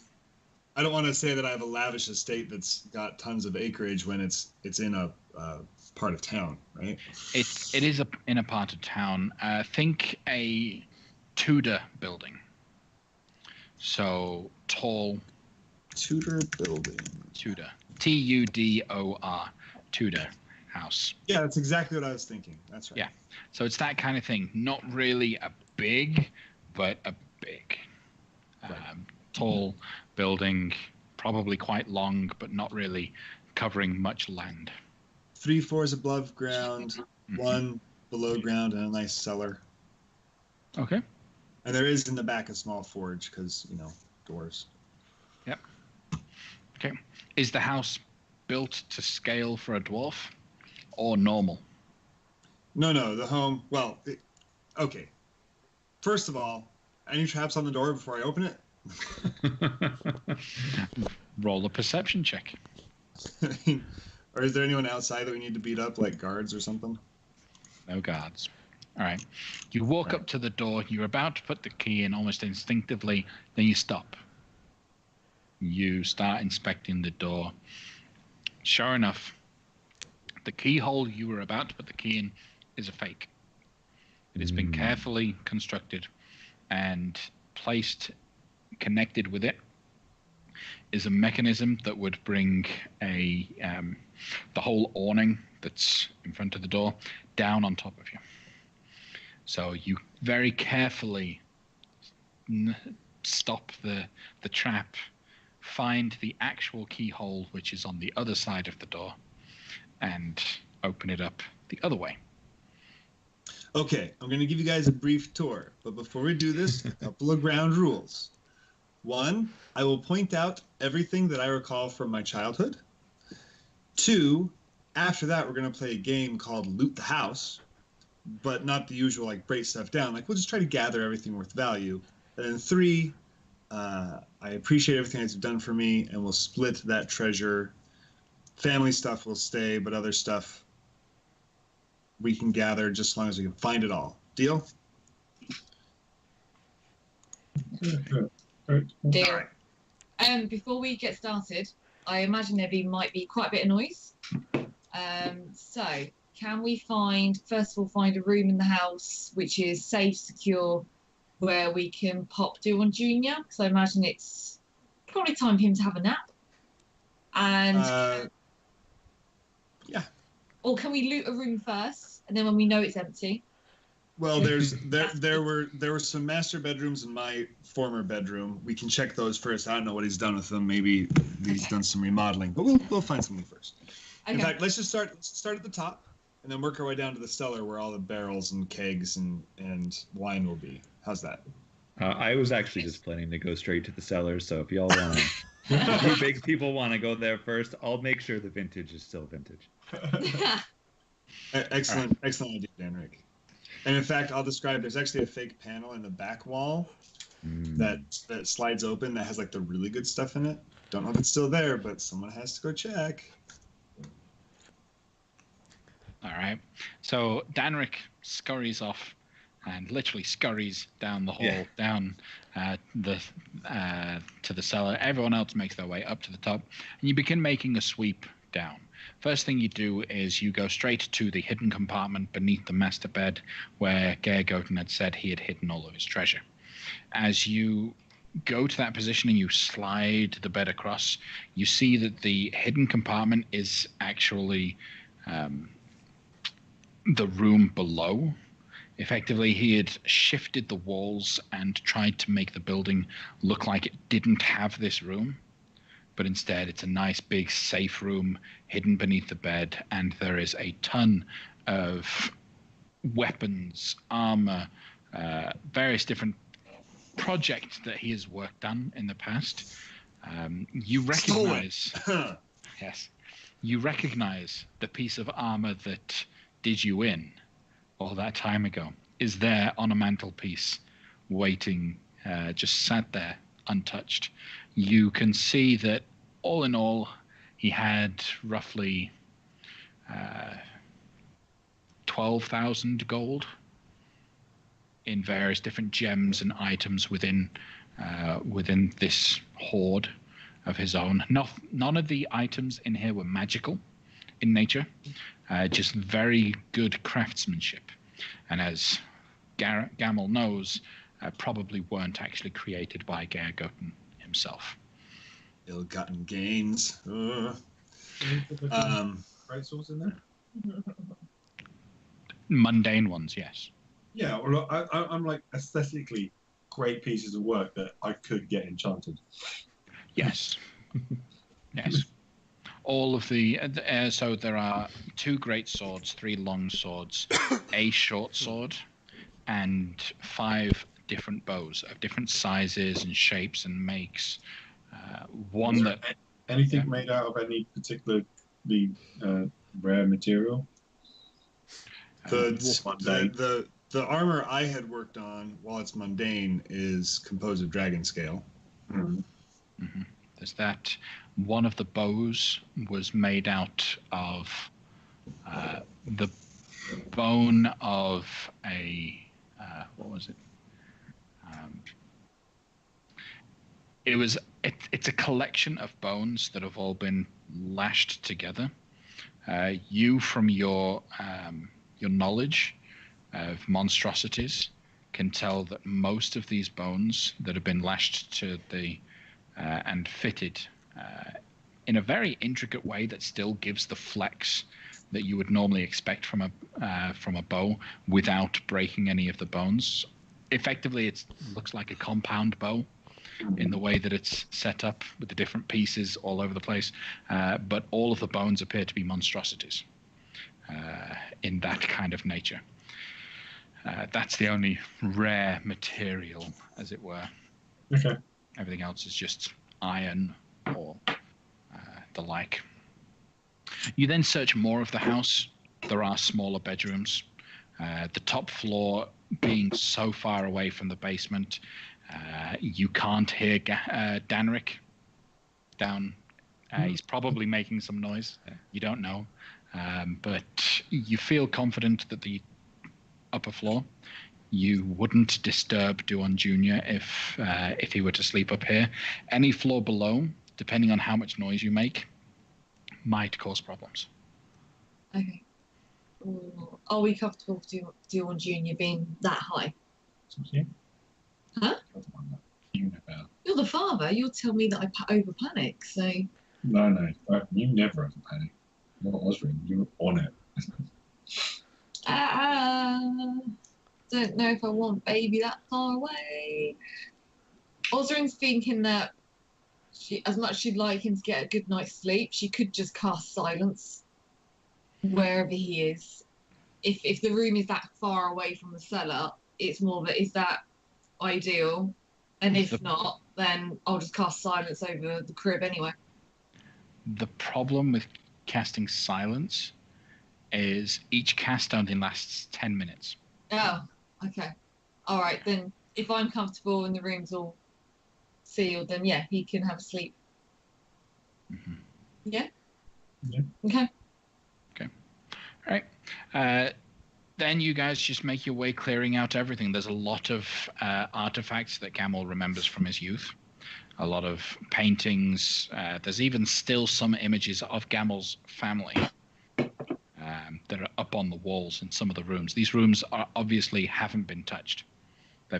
There's no need for them, so he's not used to them in all this time. Clearing out the place, you take some time. You eventually get down to the base, and Danric, you've had a better part of about 20, 30 minutes to yourself with all of the alcohol. What are you doing? I'm rolling a Constitution.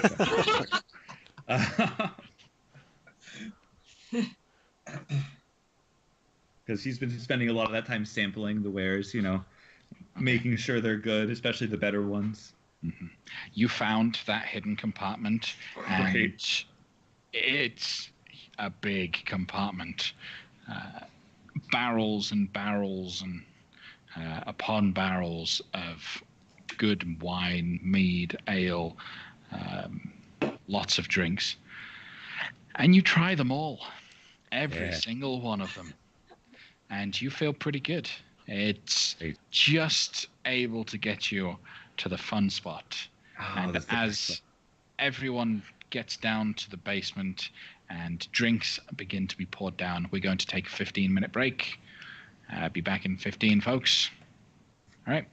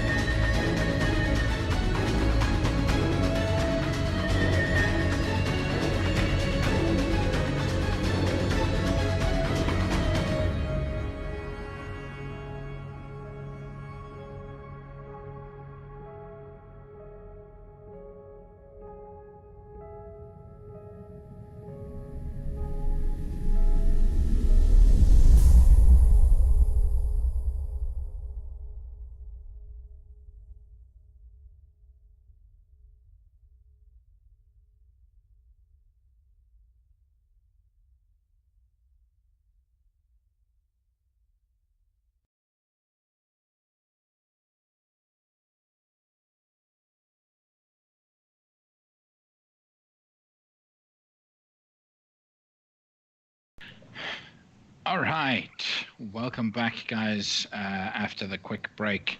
So we rejoin the party as they're about to get down and party. You walk down the steps. Danric is already there. He's got a line of glasses ready to go, and he just carefully, well, not really carefully, but skillfully starts flipping the bottles and pouring drinks for everyone, like you would see from a TGI Friday server, as he prepares drinks for everyone and hands them out. Gamel, you can tell immediately he's gone straight for some of the best stuff. What would you guys like to do as you party? How do you party? How does Twilight Errand and you guys, how do you party?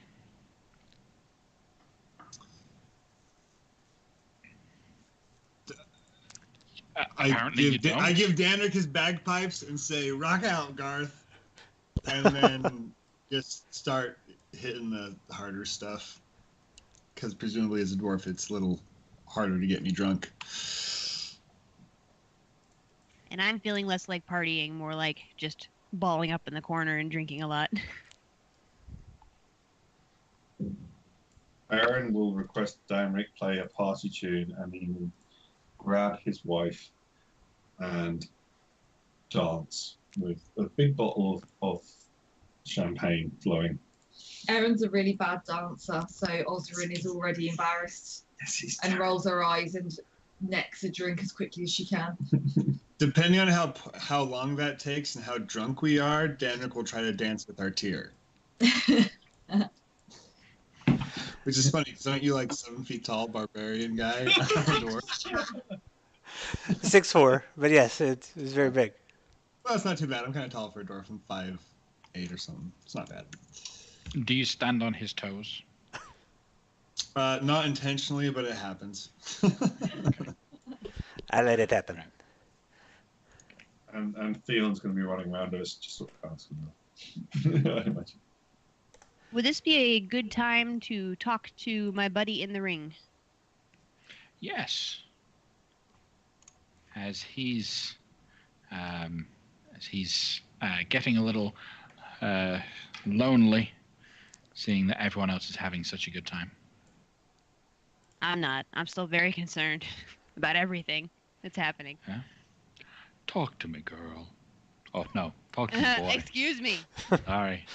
Talk to me. Look, what's up? Well, I was wondering when you wanted to get out of that ring. About 100 years ago. All right. Well, I think I might have an idea. How far into my head have you been? Well, no, not really that far. I saw some things I didn't want to see, and I just stopped. Yeah, that's what I was banking on. So I have been dabbling with the manipulation of pure spirit energy, positive spirit energy. Ooh. It has succeeded at least once. I do not know how this ring works on a scientific level just yet, but after a little bit of examination, I believe that I could pull your spirit out into a soul gem and then place the soul gem in some form for you so that you may be your own entity. Oh. What kind of form? Well, I am not, specifically a necromancer, so it probably wouldn't be made out of flesh. But you would at least have a body to go pursue whatever other things you wanted to pursue. So if you wanted a flesh body at that point, you could pursue them. Can you give me mechanical wings? I've always wanted to fly. Mechanical wings? I may be able to give you more organic ones. Ooh, even better. Because I don't think that you could fly if it's made out of metal. Unless it's enchanted. Good point. Anyways, point is, if I do this for you, this is our deal. And from this point on, you don't leave me hanging with your future inquiries and requests. I will follow your requests if I want to follow them, but we're no longer going to be doing that. Instead, we're going to be doing this other thing. Okay. As long as you promise me a body, I will happily help you out. Yeah, no problem. It'll be fun. Trying to figure it out. Cool. So, what do I need to do? Nothing. I have to create the soul gem first, and that takes about a month. So you still have some time in this ring left. Well, it's a good thing it's roomy in here. Is it? What's it like? Have you ever experienced weightlessness? That feeling of maybe not really being in your body, looking down on yourself. Mm-hmm. Yeah. Nothing like that, but close. Okay. Like you don't have any extremities, so you don't do anything. Yeah, I get it. Like brain in a box. Yeah. Yeah. Mm-hmm. And then All I they'll get- just... No, what were you saying? I was just going to say they go on and on like that throughout the evening. Fair enough. Yeah. While Artir is dancing, and then he's joined, and he will ask because So we're like, is that how they do it in Sassaport? this is how we do. And there's many snaky type moves.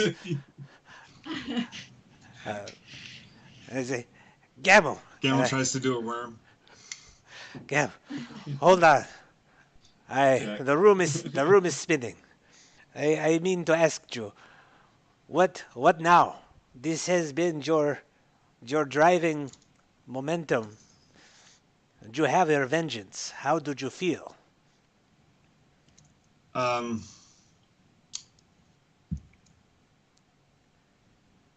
As terrible as he was, he said one thing true today. He said that one cannot survive without a purpose. And it's very strange. I've been in the revenge business so long, now that it's over, I don't know what to do with the rest of my life. Been entering business for a short while, and you're very good at it, Gamble.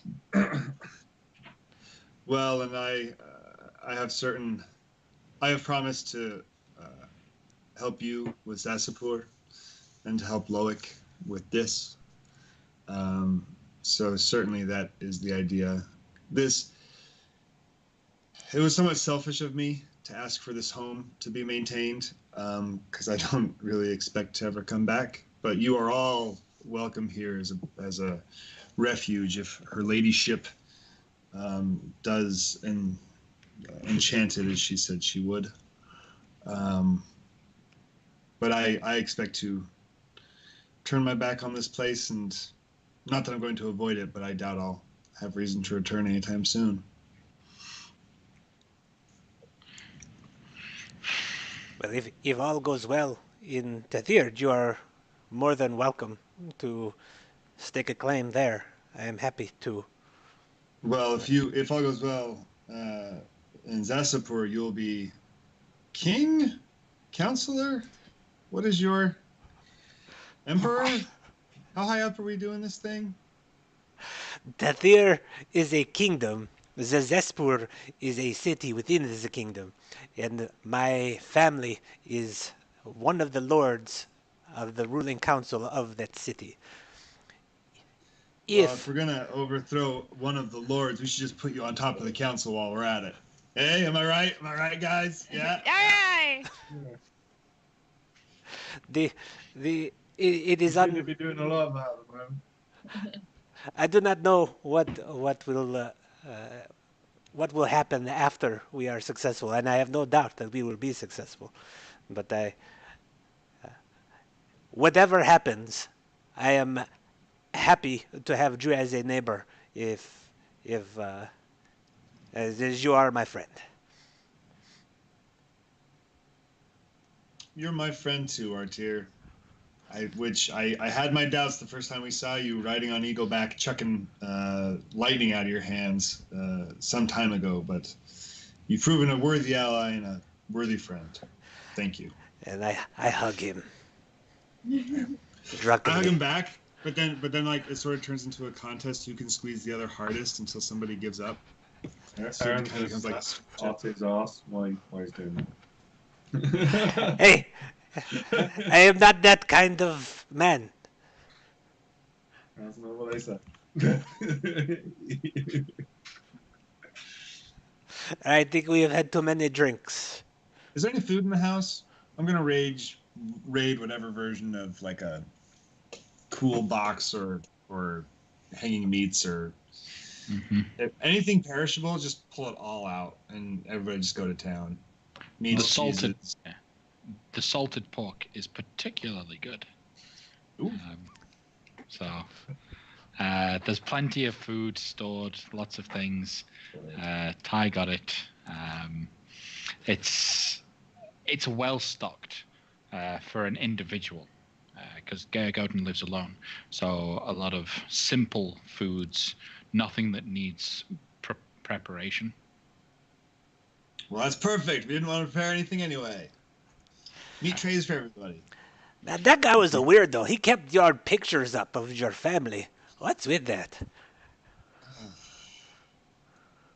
Well, too late to ask him now.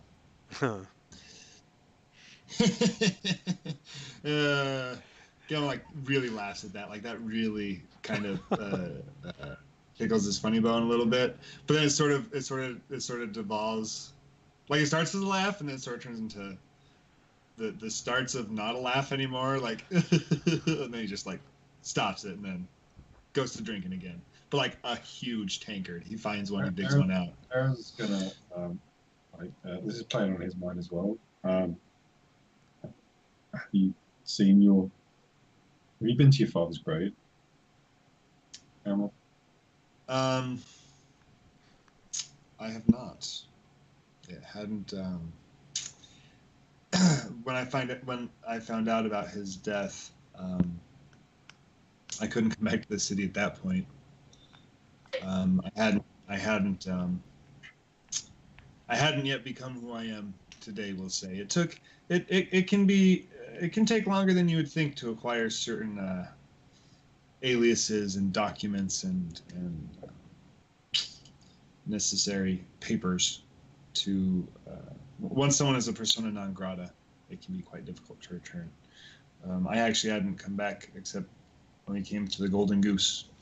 It was the first time I'd been back since. Well, I went to the Golden Goose to get some illegal papers, but since that time I hadn't been back. So no, I haven't been to see him. I don't even know if he's buried. I don't even know where he's buried. My mother died when I was young, and maybe he's in the plot next to her. I'll look into that, but not tonight. Tonight's a time of revelry. Enough sadness for one day. I'm just saying. Maybe he's in the district of the dead. My mother's there as well, so maybe we should go together or something. Be happy to have you with me. Yeah. That's where they'll be.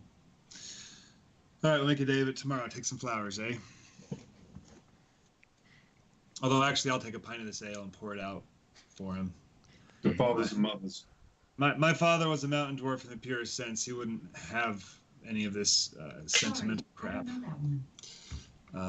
Just want a good, strong cask ale poured out. Fair enough. All right, so the night wears on with lots of revelry, lots of fun. A few moments where Osrin has to run upstairs because she can hear the crying baby. Gets up there and the baby's not crying, but she thought she heard it.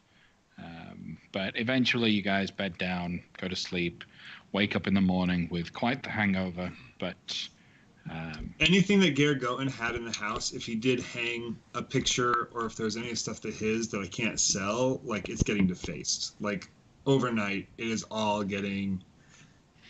That is specifically the urinals, though. There's a picture of it on it. Yeah. Picture. What was that? Specifically the what? Urinal. My rhinal. Urinal. Do they call it Toilet. urinal. Urinal. Urinal. Yes. Just like that. Sorry. I bet you call it aluminium too.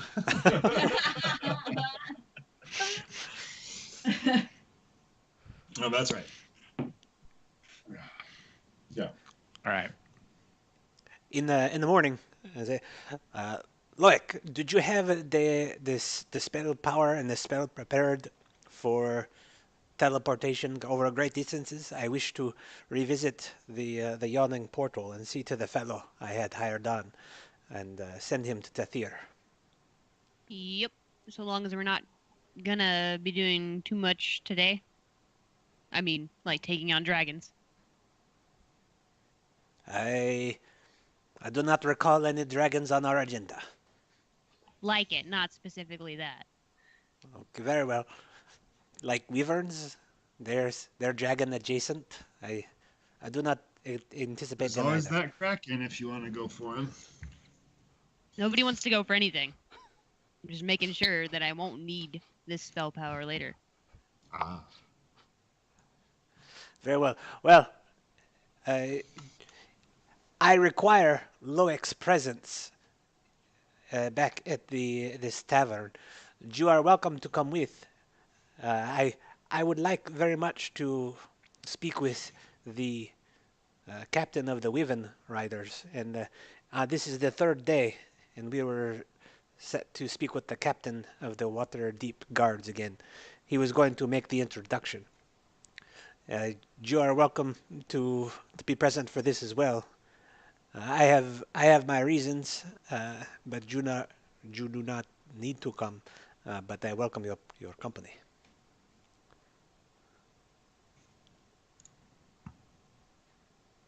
Aaron, Nazrin, and Gamel, and Danrik is who I was speaking to there. If it's all the same, I think I will spend the day selling all this stuff, and then having some money left to split up afterwards, and then spending the remainder of the day. Well, Aaron, did you want to go see our parents today or tomorrow? I need to find out from my father where that is. But yeah, we can do that. So why don't I sell everything? I'll meet you at the City of the Dead. We'll visit the parents, and then I'll spend the rest of the day. I've got some stuff I've got this really great gun. It's almost done, and I just want to finish it.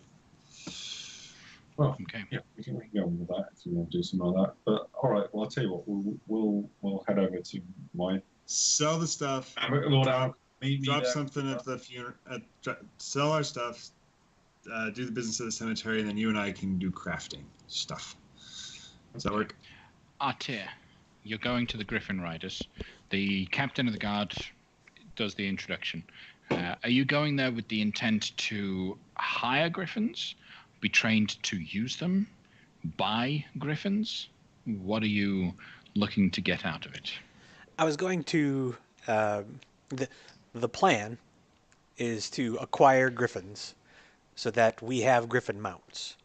So we could, borrowing Ty's analogy from earlier, have the flying ship as the starship and the griffins as shuttlecraft, or to have the griffins as shuttlecraft for the future castle, the flying castle that we will be moving towards, thinking that we would be more stealthy approaching a flying castle on griffins than we would if we were approaching on a ship.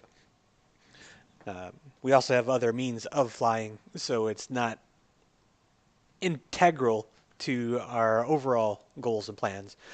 But I was thinking it'd be neat if we all could have griffin mounts. So I was going to use the introduction to the griffin cavalry to try to work that angle to see how they get their mounts, if what amount of training needs to be done, so on and so forth, and just use my charms. Okay. All right. So you're introduced to the Griffin, the leader of the Griffin Riders. They're actually about to head out to do some preliminary training right now, but he's happy to take some time to talk to you and go over some instruction on these creatures. Go ahead and roll a charisma-based skill check. You can choose whichever one you wish to aid you with this interaction. I am very intimidating, but I do not wish to intimidate anyone in this case, so I will be very persuasive. Okay. Cool. With a 29, you do manage to convince him to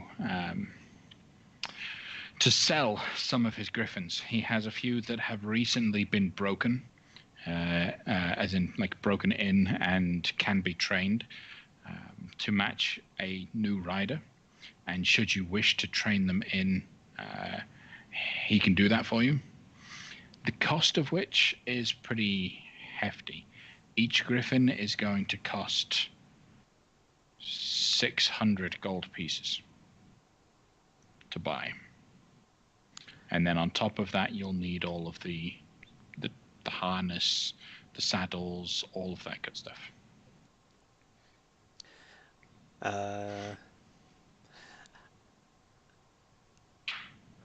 Yeah. Oh, let's see. There are Aaron, Azrin, Gebel, Loic, Danrik. So $3,000 for the griffins. $3,000 sounds about right. What's this captain of the Griffin Riders' name? So this guy is Emil. My friend, Emil. I am marveled by your command of these beasts, and you may have heard of Twilight's Aaron's recent assistance with the Open Lord and all of the troubles that went on below.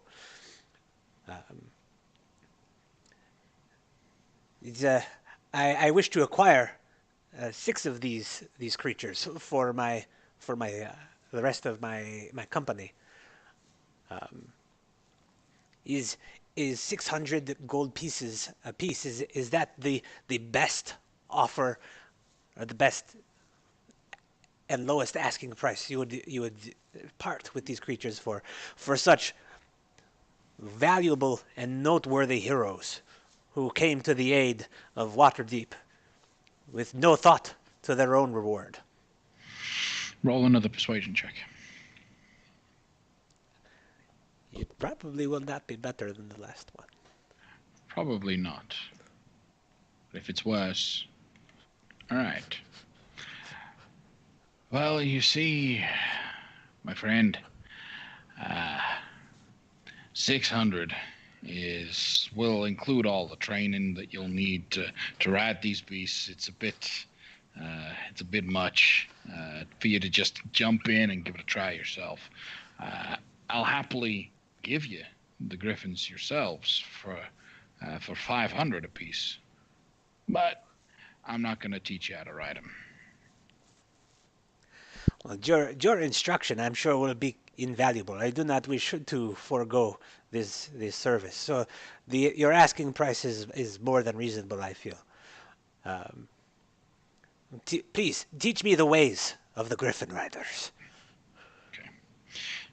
All right. So he pulls along a fairly large griffin that's had plenty of training itself, and invites you to climb up on top. And he takes you out training. Goes first off just basic how to control and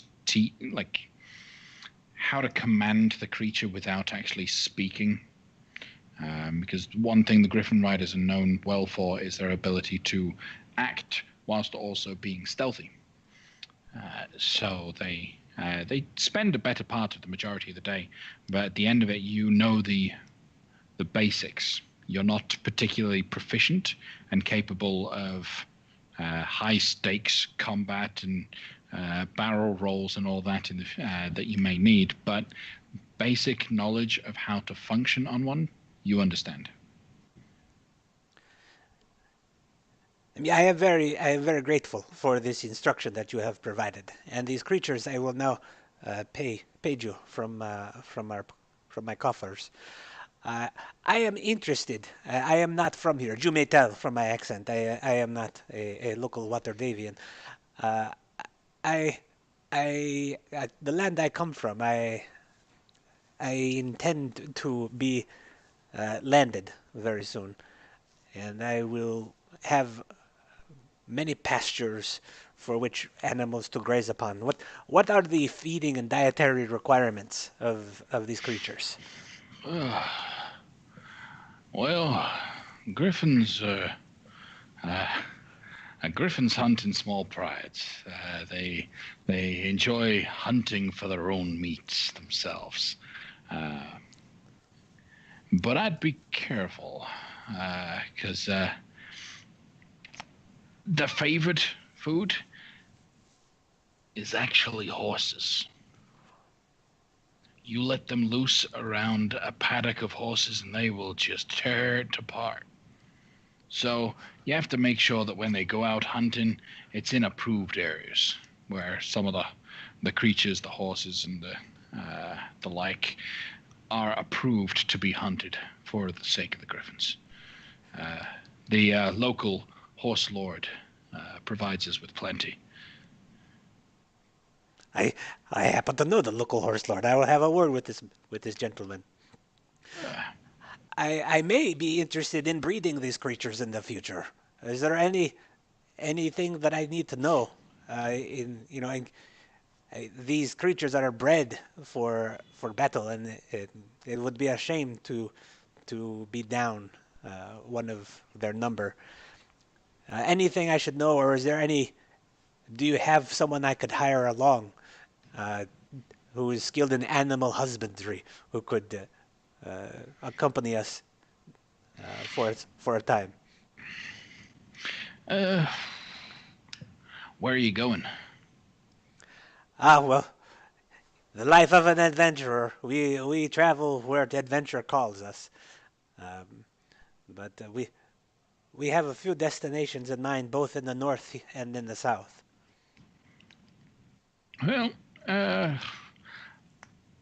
don't want to say anyone can raise them, because I can't. But most cities will have someone at least decent at breeding to help them out. But griffins, you got to remember that griffins are raised from an egg and can be trained to serve a mount if you start that early. And you know that I'm reading from the monster manual when I'm reading that out. However, such training is time-consuming, expensive, and very dangerous. So you got to get yourself someone that is an expert trainer in being able to do this. At which point, I'd probably say you don't want to breed them outside the city here. I'll breed them. I'll take care of them. I'll make sure you got yourself a nice flock. Very well. I will leave you now. I will take these griffins with me, and I will summon Zephyr from the ship. And I will get on Zephyr, and I will take the griffins, and they'll all hang out on the ship in the harbor. Okay, cool. You have 6 griffins that they will need. For one thing, the people that are going to ride them will need to spend some time training to use them, and also bonding with the creatures. If the creature doesn't bond with you, it won't bond with you. So you'll need some time to be able to do that. But once you do, you'll all have flying mounts along with your flying ship. and everything else that you all have. All right. I'm going to surprise the party. They're going to be so excited. You wanted to go somewhere else, though, right? The tavern. Tavern. Chat up my bard. Okay. When you spoke last to your bard, you told him to wait for your instruction, right? Not to head out straight away. Jace, I told him that we would see that he would travel the very long and treacherous distance in a blink of an eye and as safely as could be. Yeah. So you'll find him in the same inn that he was in before. It appears that his demeanor has changed. When you saw him last, it was in the tavern. He'd been drinking already. Now you see him, he looks ready to go, like he's been packed up and ready to go for since you last spoke to him.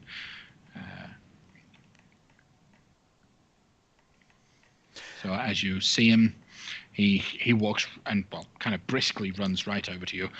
Yes, we're ready to go. Jess, this is my companion, my wizard friend that I told you. He featured very heavily in all of the stories that I have told you. He was integral to many of our successes. Yes, the tentacled one. That'd be me. Hello. Hello. He will see to your very safe and very swift trip back to Tathir. And I will ask you one final time, because I will remind you of the tasks that I have given you. Queen Aeneas needs to have a very favorable opinion of Twilight's errand when we arrive. And if I find this to be the case, then you will receive a bonus. And if the gift that I bestow upon her when I arrive seems to be highly appreciated, you will receive another bonus. And if we are able to capture the villain that you referred to as the Viper, if we are able to apprehend him before meeting with Queen Aeneas, based on the information you provide, then you will receive another bonus. So before we send you back to Tathir, is there anything else you would like me to know so as to ensure you receive the maximum bonus?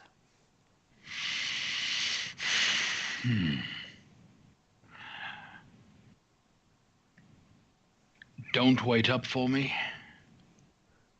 I'll do what you ask and more. Don't you worry.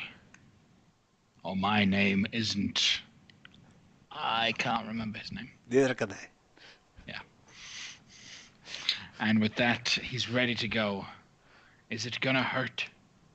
Nope. Oh, good. Although you may wish to close your eyes. It can be a little bit disorienting.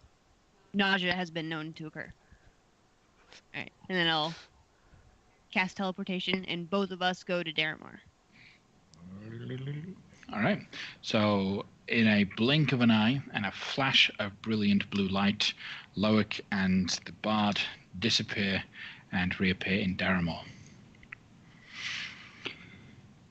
The city is blisteringly hot, but very beautiful.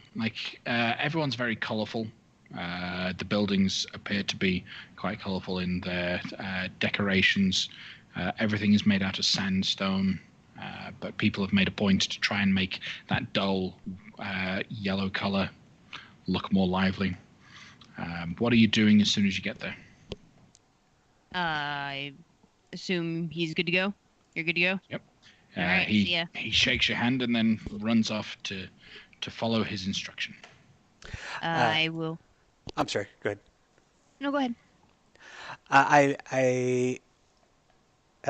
In our roleplay chat, I told him I would give him a letter of introduction to the Order of the Silver Chalice, and I have written this letter, and it is in my quest notes if you need it. But it exists, and I would have given this to him before Loic sent him off. or Okay. teleported away with him. All right. So that letter. Do you mind if I read it out loud? Good. No, go ahead. Go ahead. Okay, so, letter to the Order of the Silver Chalice. My brothers and sisters of the most noble Order of the Silver Chalice, the bearer of this letter, Geradon of Neverwinter, is my herald. Please extend to him the warmest hospitality. He will be staying in Daramar after his visit with you. Please accommodate any of his reasonable requests that would aid him in the furtherance of the tasks I have assigned him, such as provisions or an escort during his stay to ensure his safety. It is my pleasure to inform you that after my time serving with the Order, I have taken up with the illustrious adventuring company known as Twilight's Errand. Among the amazing things we have seen and done, our most recent achievement has been to restore the rightful order and rule of giant kind. I pray the Divine Right is pleased with my actions and grants me her favor. I will be returning to Tethia very soon, as I swore I would, to right the wrongs that have been done in my family's name. I will seek an audience with Queen Anais prior to traveling to Zazaspur, so as to avoid the appearance of an outsider waging war against one of her nobles. Please take the steps necessary to facilitate a proper audience and introduction. I would be honored to have the company of my brothers and sisters of the Divine Right as I am presented to the Queen. My herald has been instructed to share my stories with you, should you be receptive to hearing them. May this letter find you well, and may the Siamorph protect you until we meet again. Arte Argentifero. That's me. Okay. He runs off and will immediately start planning and designing the encounters that will be involved in Zazaspur. All right. About a minute later, Loic will pop back into Waterdeep, but he has to go to the teleportation circle, so Yep. he has to make his way back. So you'll head back to the teleportation circle in Waterdeep, then find Artir. Everything's all good. Anything else from the two of you? I will tell him it's hot and it smells funny. Look, the ritual that you performed through with the casting of the teleportation circle, the components, they look very fine. Is there a cost associated with this spell when you do these things? Yep, sure is. Well, how much does this cost? I had no idea I was putting you out like that. I believe it's 150 gold. I will be sure. Here is 300 gold for your trip. I apologize for taking your services for granted like this. It's Well, I certainly 50 appreciate that. gold. 50 gold. Okay, thanks. Yeah. Well, you could tell me. It's But 150 Loic gold. said 150, I and our said tier 150. gave him 300. This is why I'm loaded. I am so sorry I have taken you for granted. Here is 300 gold pieces. I hope I do not owe you any more. I would feel terrible if I had put you out so terribly. Well, I certainly appreciate this, Artir. It's a lot more gratitude than I have gotten from anyone else. All right. So, are you two doing any more errands in town? I am not. I presume that's we're going to meet back at Gamel's house. Mm-hmm. That's where I'm going to Okay. go. So in the meantime, so that's most of the morning that they've been doing that. In the meantime, you guys, the rest of you, first went to... We took all the stuff out of the house that wasn't straight like a gold or a gem and went to go fence it. Everything that you felt comfortable being part of, getting rid of. Everything that was Geir Goten's, anything that wasn't originally a part of the house, or really sentimental stuff, even non-sentimental objects like gold candlesticks or something. We'd sell that, but the pictures we'd keep. Anything Aaron that was might at want to the... take. All right. Go Aaron might want to take that bow made of monstrosities, and maybe if this Gamel's okay with this, a very well-crafted longsword that he could possibly get enchanted in the future, and he might pop Sure. it in those. If these are okay with that, That's fine. So all of the decorations and everything within the house that's not the gold that was in his little stash area, you go off to fence, all fakes. Everything's a fake inside the house, and you end up getting no more than about 200 gold for everything that you find in the house. So what's the total, including the gold, then in that house? It was.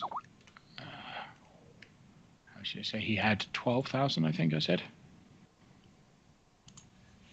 I think you said 20,000.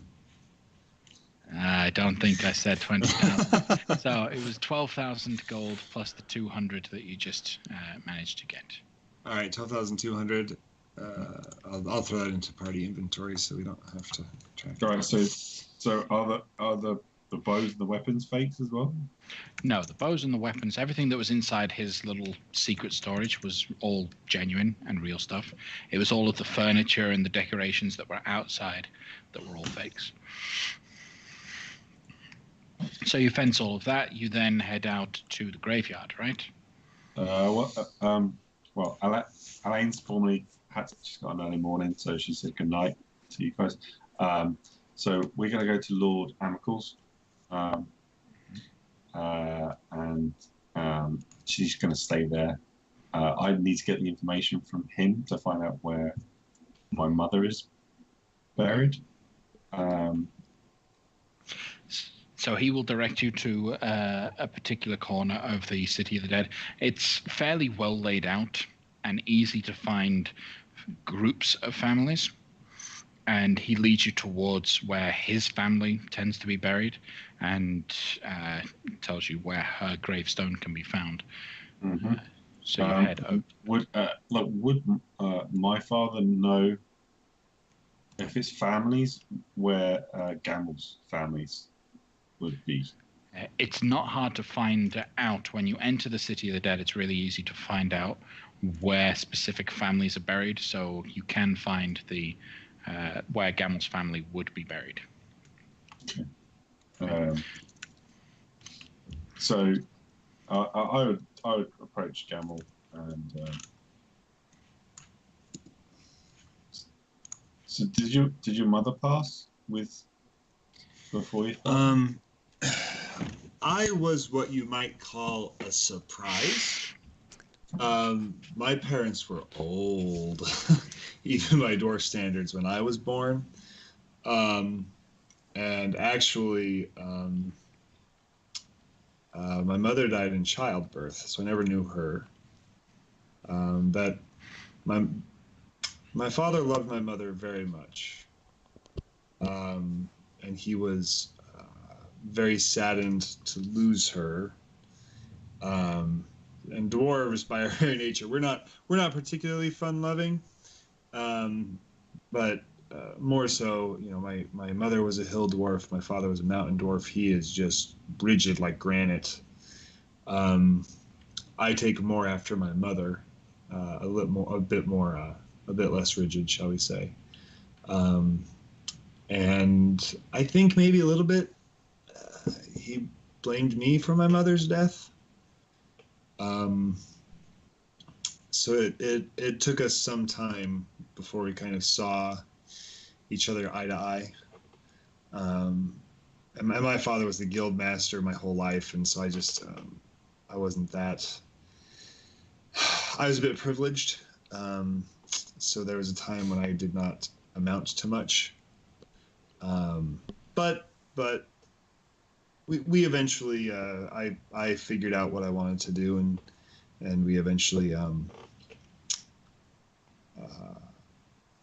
figured out who we were to each other and figured out our relationship. Part of why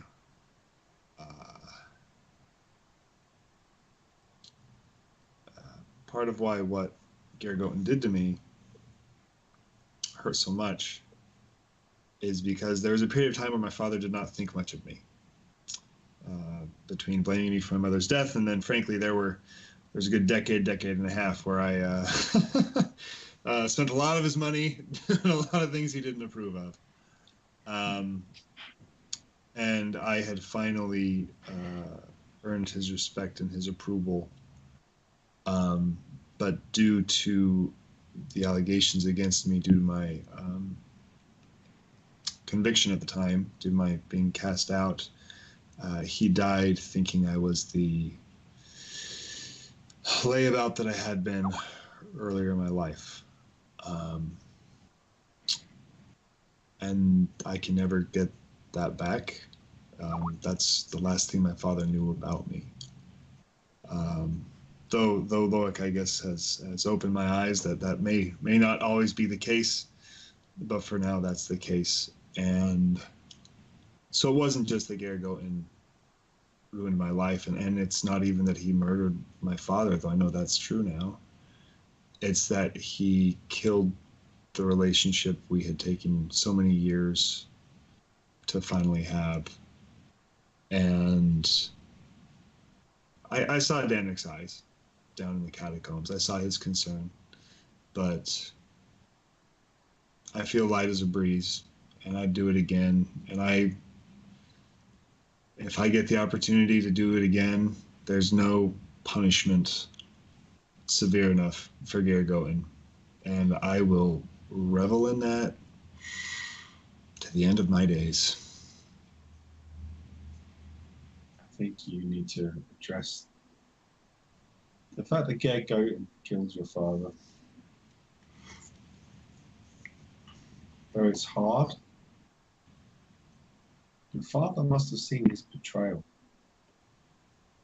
In those moments, we never found out what they said.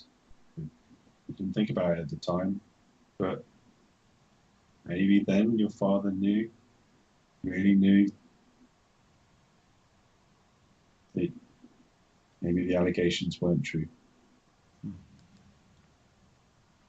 Maybe You know, I should- hadn't thought of that. And if Loic's right, you're bound for a place in the afterlife. He'll find out. He'll know eventually. Eventually. But that's for later. For today, and he pulls out like a small bottle of the most expensive stuff that was in the basement, like the equivalent of like hard dwarven whiskey kind of thing. It's like, but for today, there's something we can do today. And we arrive at the graves at this point, having walked and talked, I guess.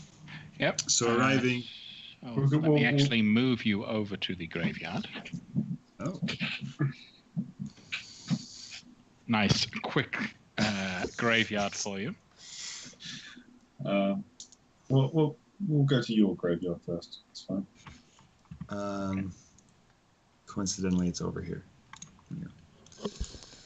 I'm standing between my mother and my father, and I'll just take out the bottle, open it, and just say, well, to my mother, who I never knew, but who I hope had a good time, and I prod a little over her. And then to my father, who, Aaron, I hope you're right. I hope he knew at the end of Gergoten's betrayal. But if not, I've avenged him one way or another. And I pour out a really good quantity over his grave. And then I drink a bunch and I offer it to Aaron. And takes a good gulp, hands it back.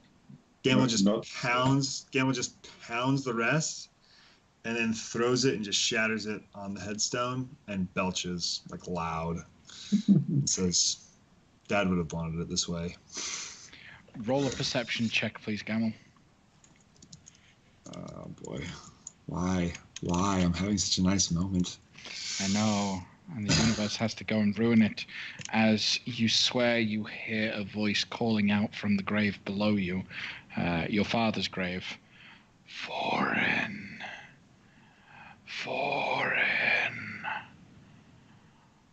Is that you?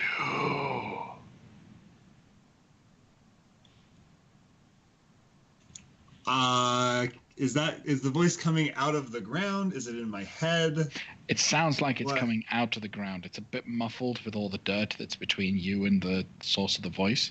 But you definitely hear a voice calling from your father's grave. Is Aaron hearing this? Yeah. Yeah.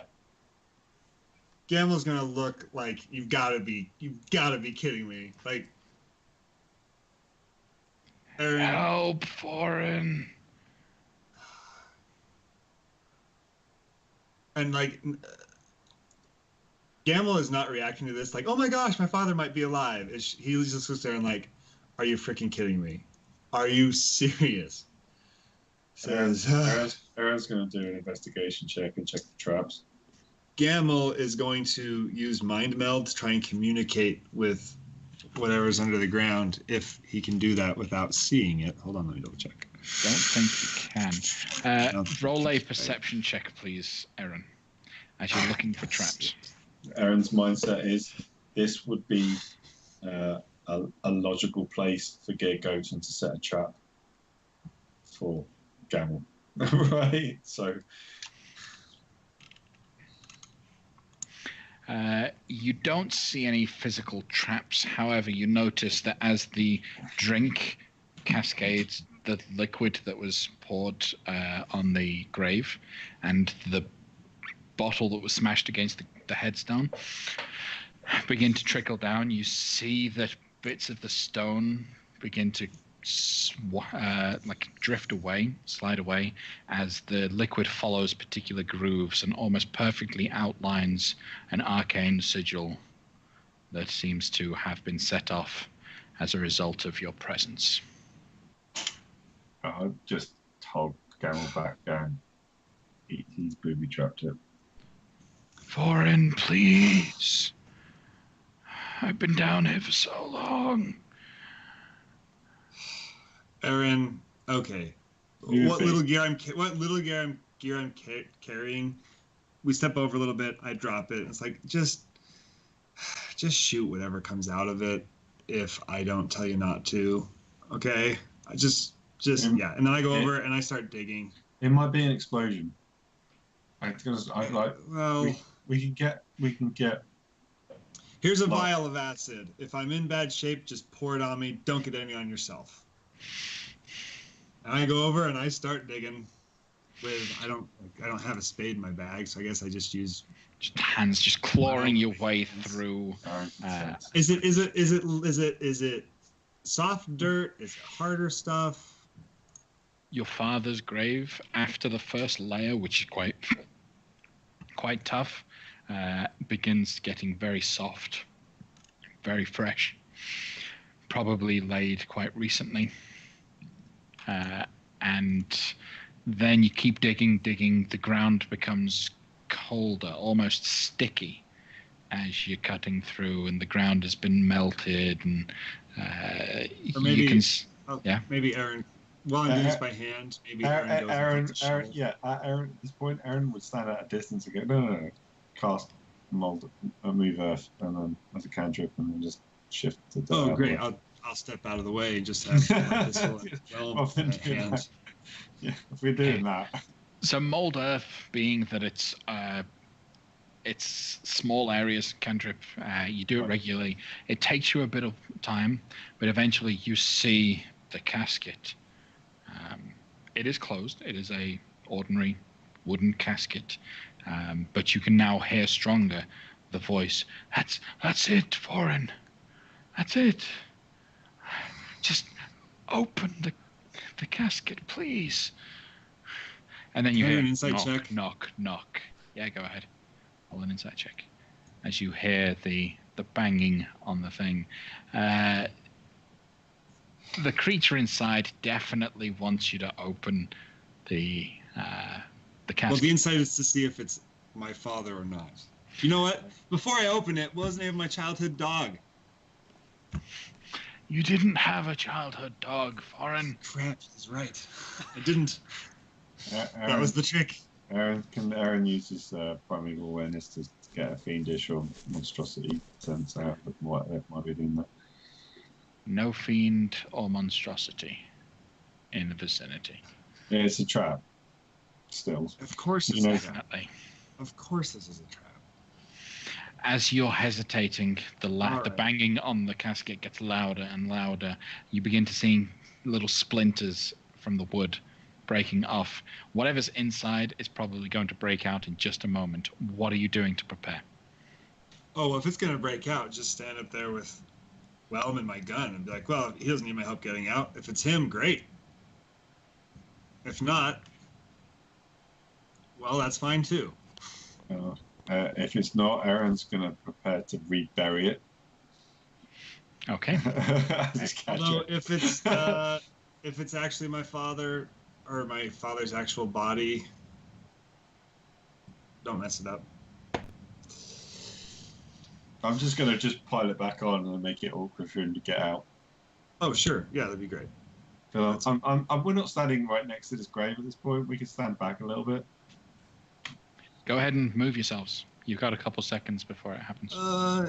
Yeah, I'll just stand over there. And I'm going to ready an action. As soon as that thing bursts through and I can see it, I'm going to do Shockwave with Whelm. Okay. He stands up. Aaron's just going to so move if I can pile the mud away. I can just pile it back in as a action. So I'm just going to do that. Okay. Have his head trapped in. All right. You hear crash, snapping of the wood, and then a loud scream as some creature bursts out. You see the splinters exploding out of the grave itself, and a wave of energy immediately just bursts from the grave itself. I need both of you to roll Constitution saving throws.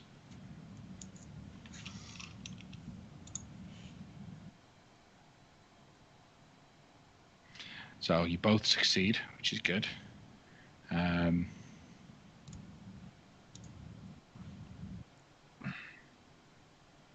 Okay, so let me roll the damage on that.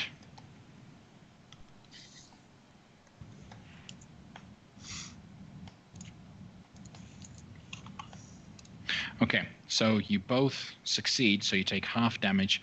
You take 15 points of thunder damage each, and 20 points of necrotic damage as this destructive wave blasts out towards you all. And can I cast Absorb Elements as a thingy on thunder damage? On the thunder damage, yes, you can. So you have half, you go down to 7, right? So, and then, so how much was it necrotic? 20 necrotic. Okay, so as the creature breaks out, it then steps into view, head out. You can see this iron helmet with flame just pouring out of the eyes as it turns to look directly at Gamel. I need you both to roll initiative. Well, I was holding an action to do Shockwave. Can I do that now? Or should I roll initiative first? Roll initiative, but you'll be able to do it before the first turn. All right. And Aaron's action to... Woo! 19, and sorry, I didn't roll my advantage, so 19 and 19. Okay, cool. All right, so top of the round, Gamel, you get to act first. What were you doing?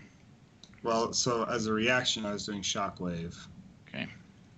So each creature of your choice, which is just going to be him, con save.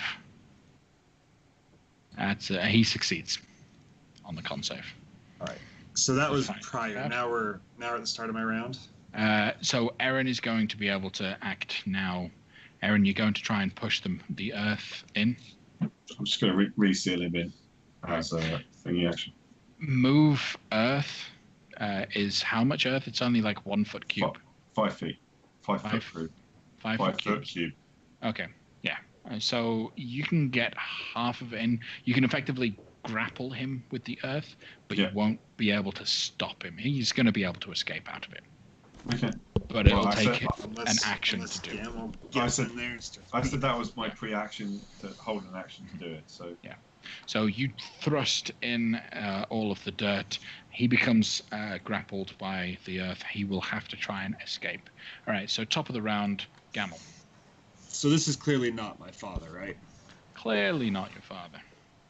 Well, we're gonna walk up and we're gonna golf, like golf driver, but with a warhammer, just try to take his head off because he's standing up like just a little out of the ground, right? Like shoulders out of the ground. So we're just gonna try to give him a little.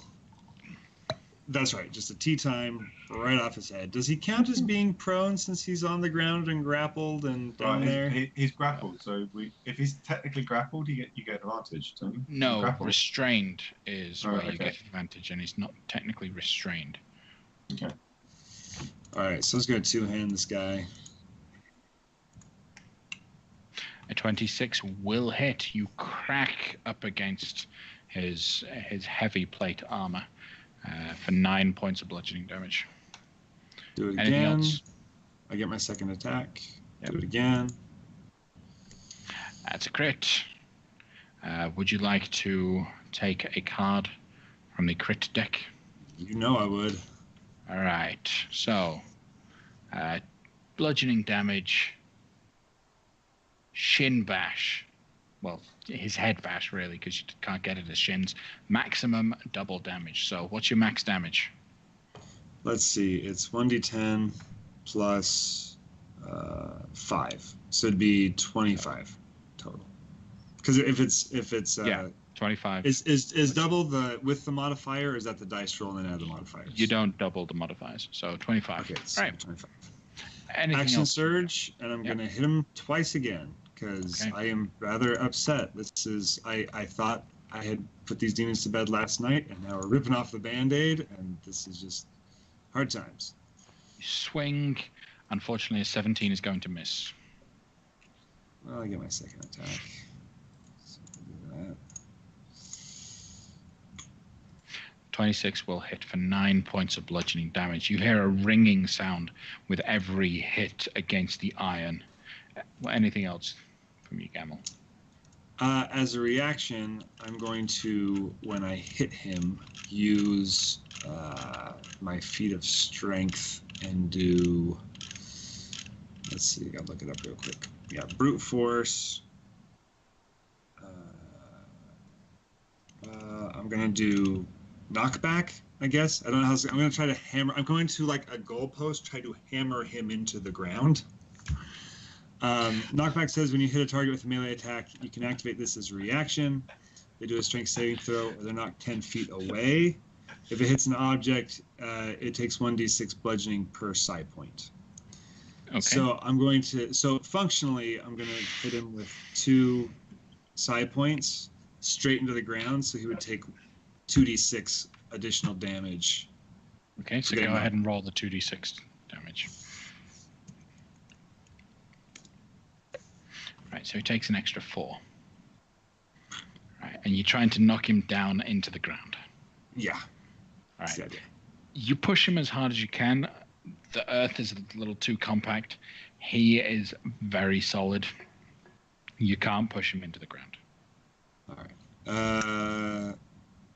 Hurl dwarvish obscenities at him about desecrating sacred sites, and I'm done. Okay, Aaron. Guessing Damel's pretty pissed. Aaron will move to the side. He's going to draw Hellreaver, identifying this as an undead thing because it's coming out of the grave and it's pretty damn obvious. I'm going to take Hellreaver, and I'm flanking, so I'm going to do a Great Weapon Master. Okay, go ahead. So mechanically, I've not set up Hellreaver. That's okay. So we need to -1. I'm going to use Terminate -1 off everything. Okay. On the attack rolls. So let's do this. So 21 will hit. Okay. 25 points of slashing damage. Anything else? Yeah, totally. And I keep getting to do this, and I should have said it beforehand. I will cast Hunter's Mark. All right. On that little and I'll do it again. So that's radiant damage on the first attack. Yep. Do it again. Oh no, that's not good. Gonna miss. Yeah. Okay.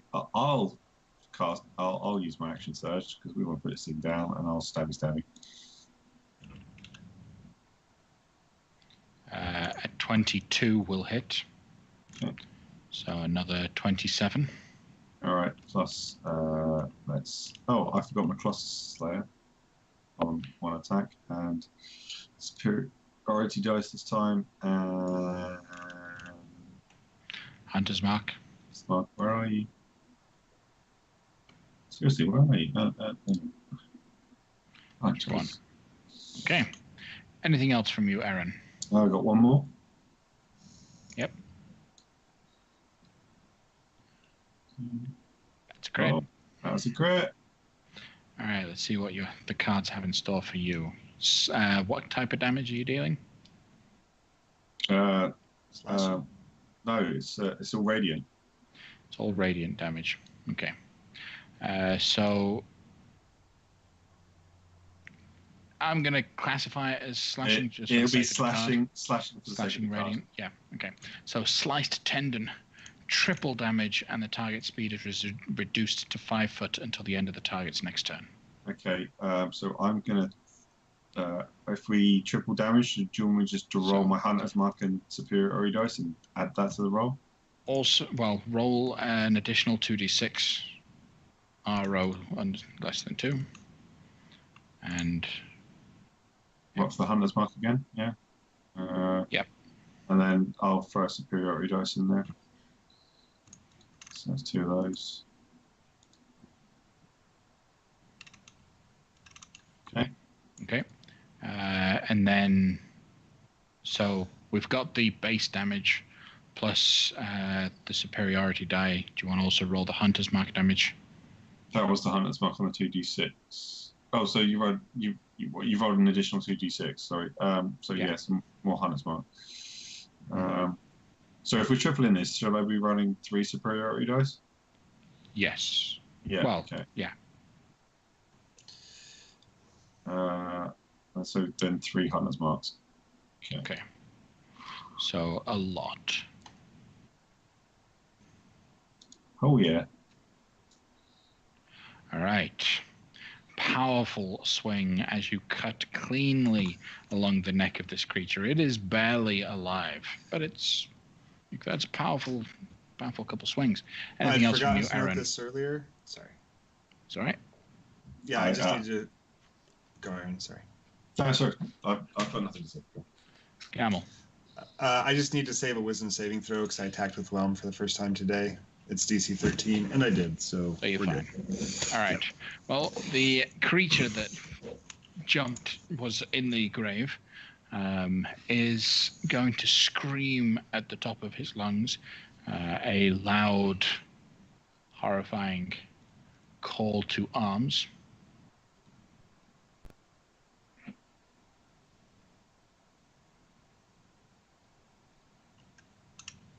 So wisdom saving? Yeah. No. I think he's getting allies coming out. Yeah. Oh.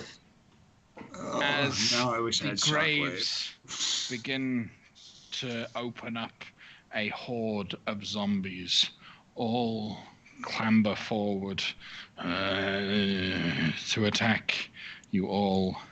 They're all, in terms of damage output, these guys are pretty weak, but they will still, in groups, roll initiative. Surely they've got to crawl out of their graves first. It's going to take a little. Yep. Okay. All right. So in the meantime, Gamel, what are you going to do? I'm going to think about it for 1 second.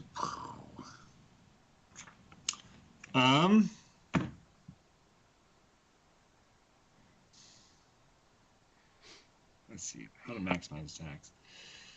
I am going to just keep beating this guy in the head, just pummeling back into the ground over and over again. Because that's how I roll. Do I have advantage on him now? However, the creature up against you will parry your attack so that it misses. That's not cool. Nope. All right, I'll attack him again. Okay. And I think. I'm going to use a psi point. As a bonus action, I can get a bonus to my next attack roll, 1d6. And the attack has more than one damage type. Okay, so I'm going to use a psi point to get +1 on this next, or plus 1d6 on this next attack roll. So I'll just roll it and then add the d6. Okay. All right. Oh, I crit. Okay. Well, that's a crit. So nice, solid, extra bludgeoning damage. That's all quadruple damage. So go ahead and roll 2 more d10. I'm not convinced that my math is actually doing 2 d10s on a crit. I think it's still just doing 1 d10. So I think I need to roll 3 d10s more. Well, your normal attack is 1d10, right? So if it crits, it should be 2 d10. Yes, which, as you can see, you've already got a roll of 2d10. So, because you got the 12 and the 1, go ahead and roll an additional 2d10. So No, I'm looking at one- the roll, sorry, and one the roll more. is saying 1d10 plus 2 plus 3. I think it's only rolling 1d10 on the crit. If you hover over Yes. the Yeah. 1. So I think I need to roll another d10 for the crit, and then whatever the crit card says. We're all good. So a Go ahead d10? and roll a d10. Okay. Okay, so a total of 20 points of bludgeoning damage on that. And your psi points on top of it dealt more damage? 1d6. Extra 1d6. Okay, this thing is almost dead again. Anything else from you? I missed the... I don't know how to get an extra attacks, and I can't disengage. If I move, he'll attack me. I'll just stand there. That's fine. I'm done. Aaron. Kind of aware that we've got quite a horde coming across us. I want to finish this guy off quickly. So I am going to continue my attacks with Hellweaver. Okay. 23 will hit. No, it won't actually. Yes, it will. All right, so you deal 28 points of damage. The metal and the armor falls to pieces for a moment, and then instantly reforms. Instantly reforms. It's this still is- battered and tattered and torn. Similar to, as you've seen previously, zombies sometimes have the ability to get back up after they're killed. Oh, this isn't good. So, what else are you going to do, Aaron? We got to kill it with fire or radiant damage, right? No, that was radiant damage. It was So- radiant damage. Crud. Okay, so I think it's just going to be like zombie thing, so I'm just going to hit it harder. That's what we got. 19 is a crit. So it is a powerful swing. We're not going to even roll the damage. You cut cleanly. He's going to make a con save. Sure enough, pops back up. Oh, crap. He has to save. He has to save on his. When he dies, he gets a save to come back to life, I guess. Back up to 1 hit point.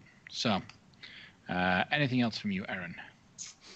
I'm just going to move to there.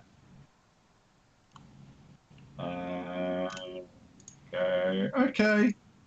He doesn't want to go down. Okay. Row of blue zombies will all use this turn to get out of the grave.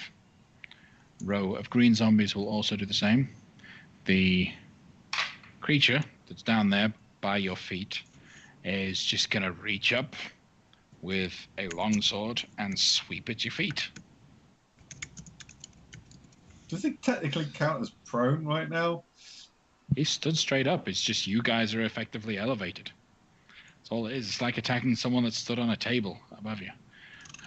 All right, so a 26 to hit Gamel. That hits.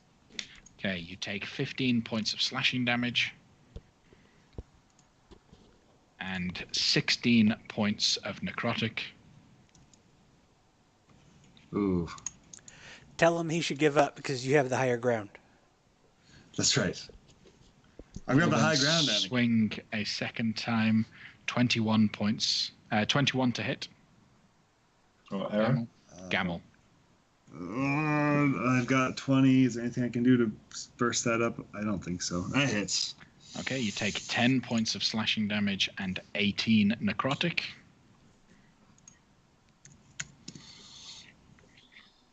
He's going to attack a third time with a 27 to hit. Oh, crap. Yeah, he hits me. Okay, that's another 8 points of slashing damage and 22 necrotic. Ooh. And that's his turn done. So, Gamel.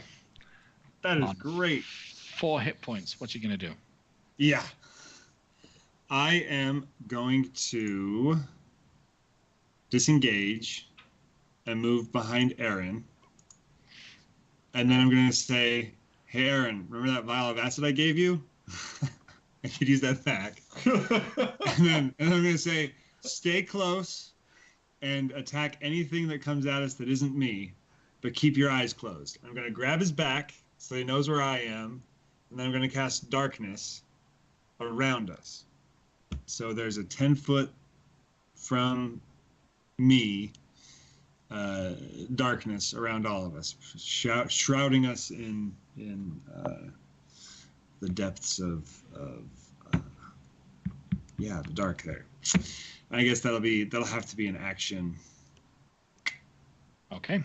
So I there's no way I can take like a second wind or a healing potion or an acid potion. Second wind is a bonus action.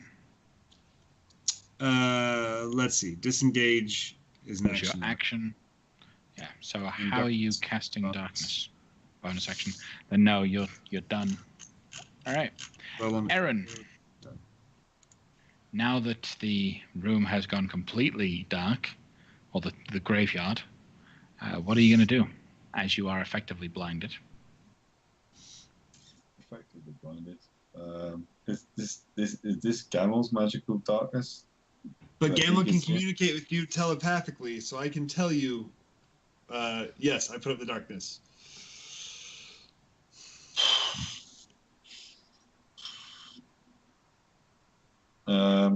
Aaron roughly knows where this thing is. You can keep attacking it. You'll have disadvantage on the attacks, but you can keep attacking it. It's nearly dead. So I'm going to make some standard attacks on this thing and hope I can put it down. I'm just going to, I'm going to have another attack on it. Okay. Not with that. It's going to miss. Another second attack. No. Oh, it's going to miss. Okay. I'm going to disengage. I'm going to break off. You'll take the attack of opportunity? Yeah. Okay. It'll be a disadvantage because he's blind. Okay. That'll be a 25 to hit. Yeah. With disadvantage? With disadvantage. It was Can't- 27 Can't he on the... rogue disengage? No, I don't have that feat yet. There's only 2 levels of Only rogue. 1 level of rogue. Oh, I take another level of ranger. Okay. All right. So does a 25 hit you? Yeah. Okay. So 12 slashing and 17 necrotic. Okay. Anything else from you, Aaron? No. Okay. Well, we have the blue lot of zombies. They will move to surround the black hole, but not step into it.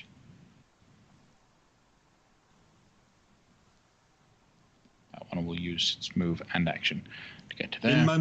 Mentally, I tell Aaron that a bunch of zombies are surrounding us, but they're not coming in. So you can't miss. Just go to the edge and start swinging. By the way, can I hand, as part of my thing, can I hand him that vial that he wanted? He gave me a vial earlier. He wanted it. So the soldier in the grave will use his action to break out of the mud, the grave itself, with a strength check, and strangely enough was unable to break out of. Yay, the power of mud. A +8 on athletics, and he rolls a 2. All right.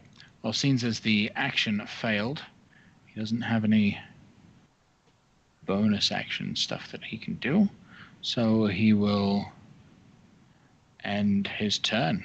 We move to the red zombies, which will continue creating this circle surrounding you all, but not stepping in. Gamel, top of the round. I'm going to put Whelm away, grab out a pistol, aim it right at that guy, at the soldier, and just cap him one in the head, cap him one in the face. Okay. And I'm going to... No, he's almost dead. No point in doing violent shot. Yeah. Actually, yeah, I will do violent shot, just because. So I'm going to add some damage to that. So I'll shoot with sharpshooter, but I get advantage because no one can see me. Correct.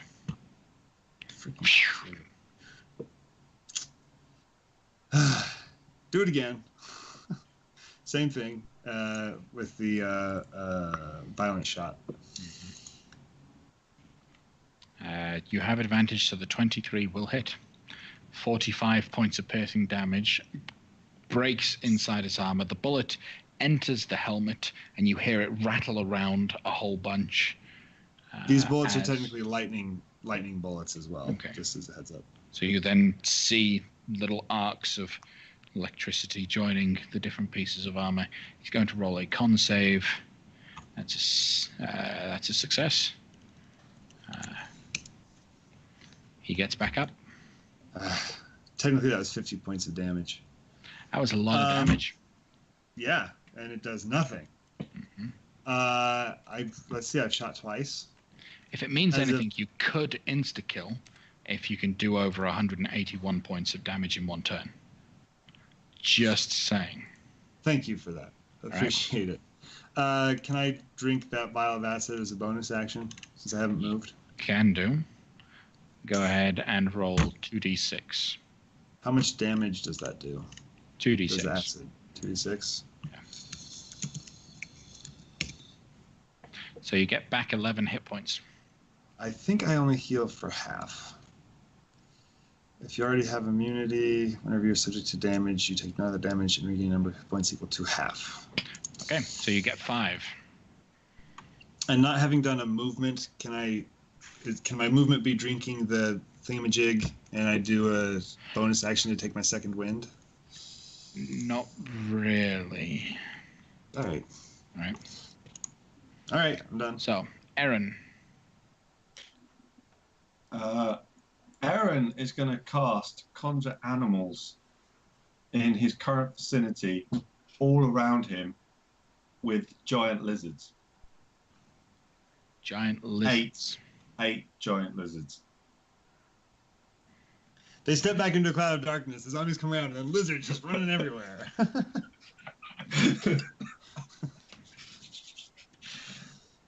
8 giant lizards. Grab the giant lizards. And where are they going? All around you? As much as they can fit. If they can't fit, then they're going to squeeze out and push out. Aaron can't see, so he's going to put them as close within the vicinity that he thought he had before they got surrounded. Okay. Gamel, the room just suddenly, not the room, the area just suddenly gets packed with. But I presume I saw Aaron like conjuring something. It's like, oh boy, what's gonna happen? Oh, I love it. So much. All right. So, what are you having them do? I've lost. The hunter's mark has been dropped from the other guy. There we go. They will attack the closest thing next to them. Which is Gamel. No, not apart from me, Gamel. Okay. All right. So they all go through and do various attacks. I'm just gonna roll one and just generally see what they all do.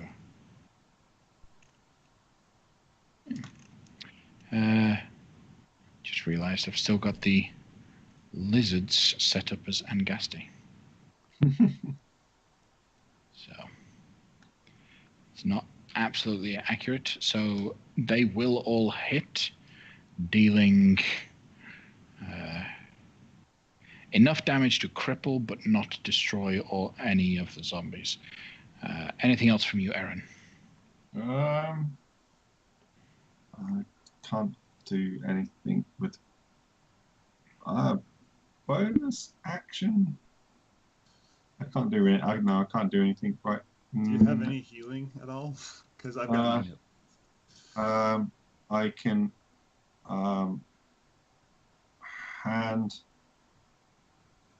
Camel a potion of superior healing. Okay. All right.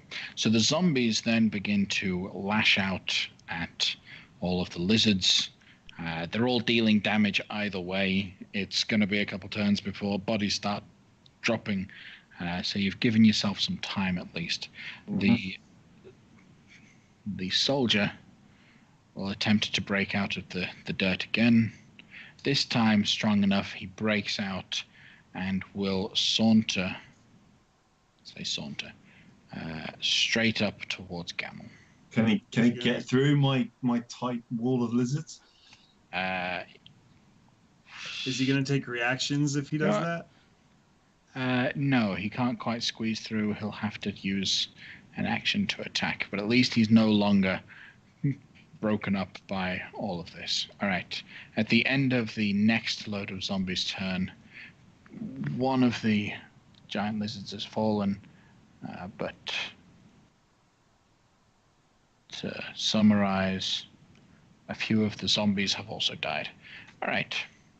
Gamel, back up to you. I'm going to shoot the guy again and try to but no sharpshooter. I think he's got 1 hit point. He just has to fail his DC. 23. That will hit, so knocks him down. It's a 24 to get back up, so he gets back up. I shoot him again. More crumpling and damaging. The DC's getting harder. He does save with a 15. Yeah!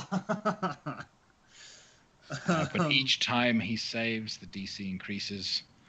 Let's see how long he can last. Anything else from you, Gamel? I'm going to just mentally ask Aaron. The darkness seems to be helping, but I can drop it if you want. Aaron's going to be like, I can't see a fucking thing. I know, that's what keeps us safe. Keeps us safe in the dark. I will drop the darkness. Okay. And that's my turn. All right. I need to get rid of the actual. Okay. So, Aaron, now that you can see the situation, you can see that you're surrounded by both your lizards and zombies. What are you going to do? I'm going to drink the bloody potion. Potion of healing? I've given Gamel a potion of my last potion of superior healing. Okay. I will use a bonus action for my second wind. Okay. Which is 1d10 plus my fighter level. Yeah. Everything coupled.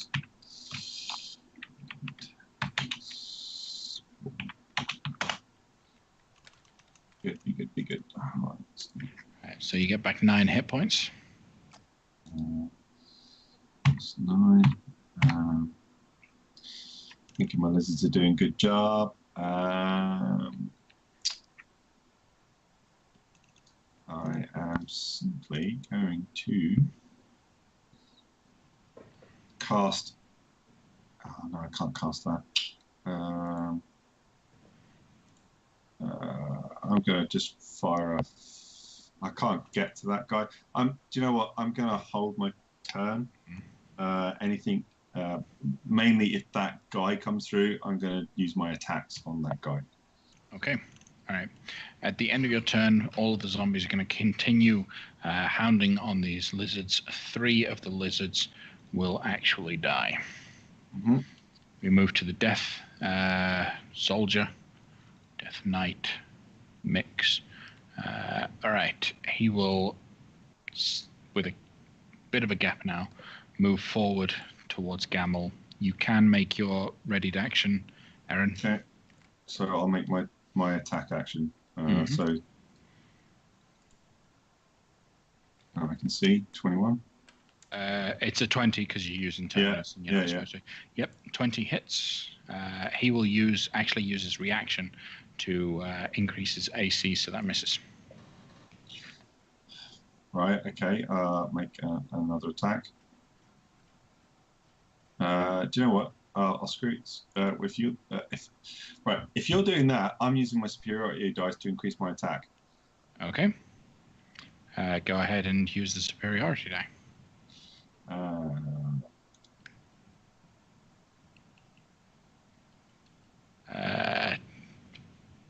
It's a 20 increased to 25. You still miss.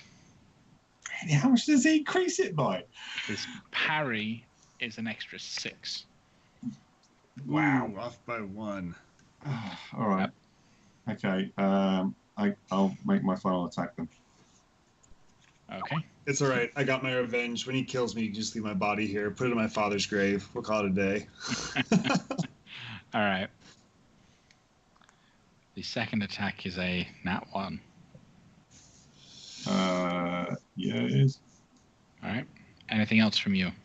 Well, you can't when you're ready and yeah. Okay. So that's. That was my attack action, so 2 attacks. Yeah. Are we going to use the crit fail card? Nope. Not using a crit fail deck. All right. So the creature will then swing his longsword at Gamel. Does he take reactionary from the lizards? No, because he's not left their melee range. All right. So that's a 30 to hit. Farewell, Aaron. It's been good knowing you. That hits. You take 7 points of slashing damage and 26 points of necrotic. Is there any way to throw a save on that? Nope. A death save. I am down. As he swings to hit you again. That'll be an 18 to hit. Does an 18 on the ground? hit you? Yeah, on the ground. Nope. Does not. Nope. Misses. All right. My sweet, we'll sweet attempt armor. A second time. Does a 24 hit you? Yeah, 24 hits me. Okay, so that counts as 2 failed death saves. As he hits and cuts into your flesh. All right, another group of zombies now at the end of this. A lot more of the zombies are dead, but so are 2 more of those. Gamel, I need a death saving throw from you. Oh, here. Okay, it's fine. A death saving throw? What is that? Yep. Just a D20. Just a D20. You need a 10 or higher. Right. And you got 2 failures, so a third. If you do slash roll, it'll work. I'm going to use Indomitable to re-roll his failed saving throw. Okay. That's 1 success. Woo! Aaron, Gamel dropped, and you saw, as you know, that after Gamel dropped, the creature hit him again. So you know Gamel is right on death's door. What are you going to do?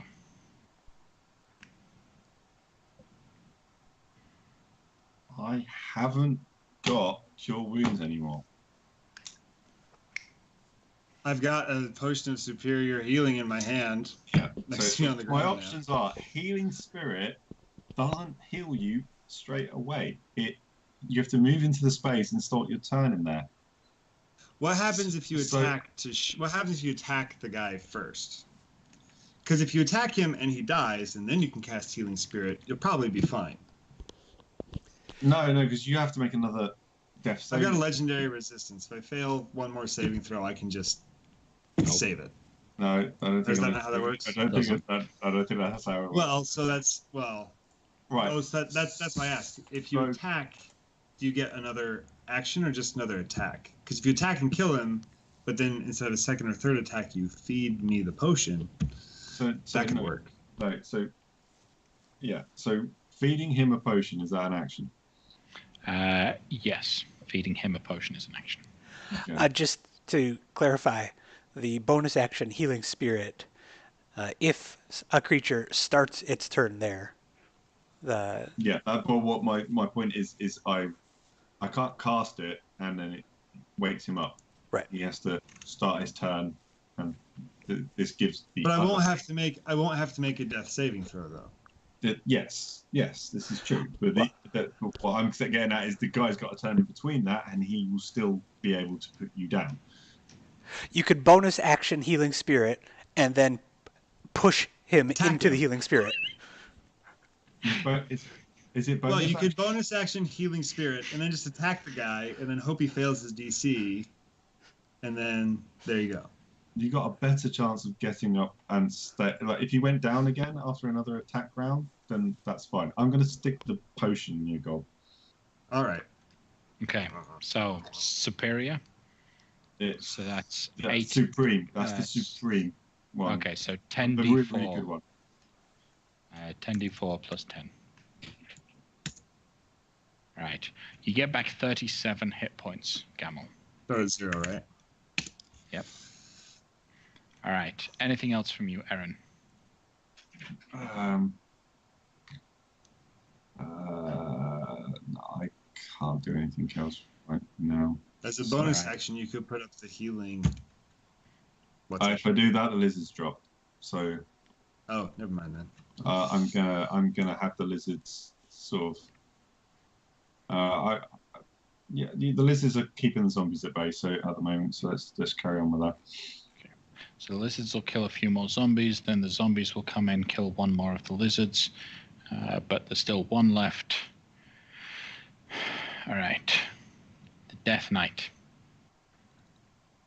He is going to swing at Gamel. Gamel's still prone, but at least he's not unconscious. A 25 to hit. Not that consciousness matters much. Yep, that gets me. 11 slashing and 19 necrotic. Ooh, still alive. Second attack is a 30 to hit. That hits. 6 slashing and 18 necrotic. The necrotic is what takes me down. Last attack is a 27 to hit. So again, 2 failed death saves. I am dead. Well, you're not, because your death saves refresh. Oh, do they? When you get back up, they refresh completely. Okay, great. So Didn't know you're that. Just at 2 now. So I'm Gamel, just at 2. it's your turn. On the bright side, Aaron, he's leaving you alone. That's great. A death saving throw from Gamel, please. I really want to somehow get out of this. All right, well, cruel hand of fate. Whew. That's a success. Aaron. Right. For now. I'm done. This is tough. Can you have your lizard attack the Death Knight instead of the zombies? I can do better than that. I am going to cast Conjure Animals again. Lose the original lizard. No. Wait. Well, let's think about some. The numbers are different now, so I'm going for something a bit more powerful. So, let's go for what's good on level 1. I can get what is it? 4 creatures at level 1. Remember this spell. Yeah. 4 creatures of CR1 or something. All right, I'm gonna have 4 brown bears. Okay. All right, is this possible? Can I have them wedge? If they're appearing out of nowhere, can I have them wedge in between the two of them and push it apart and cause a wall around Gamel?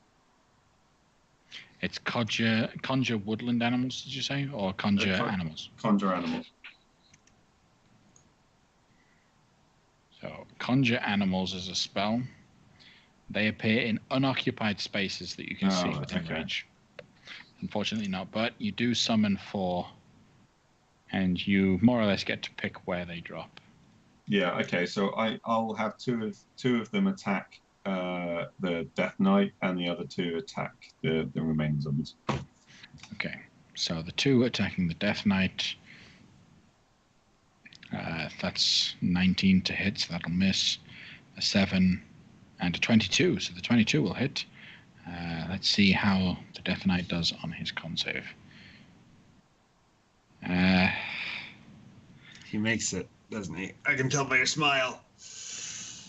As the bear tears into his metallic flesh, you see the bits and pieces being thrown far and wide, and the Death Knight unable to refit himself back together again.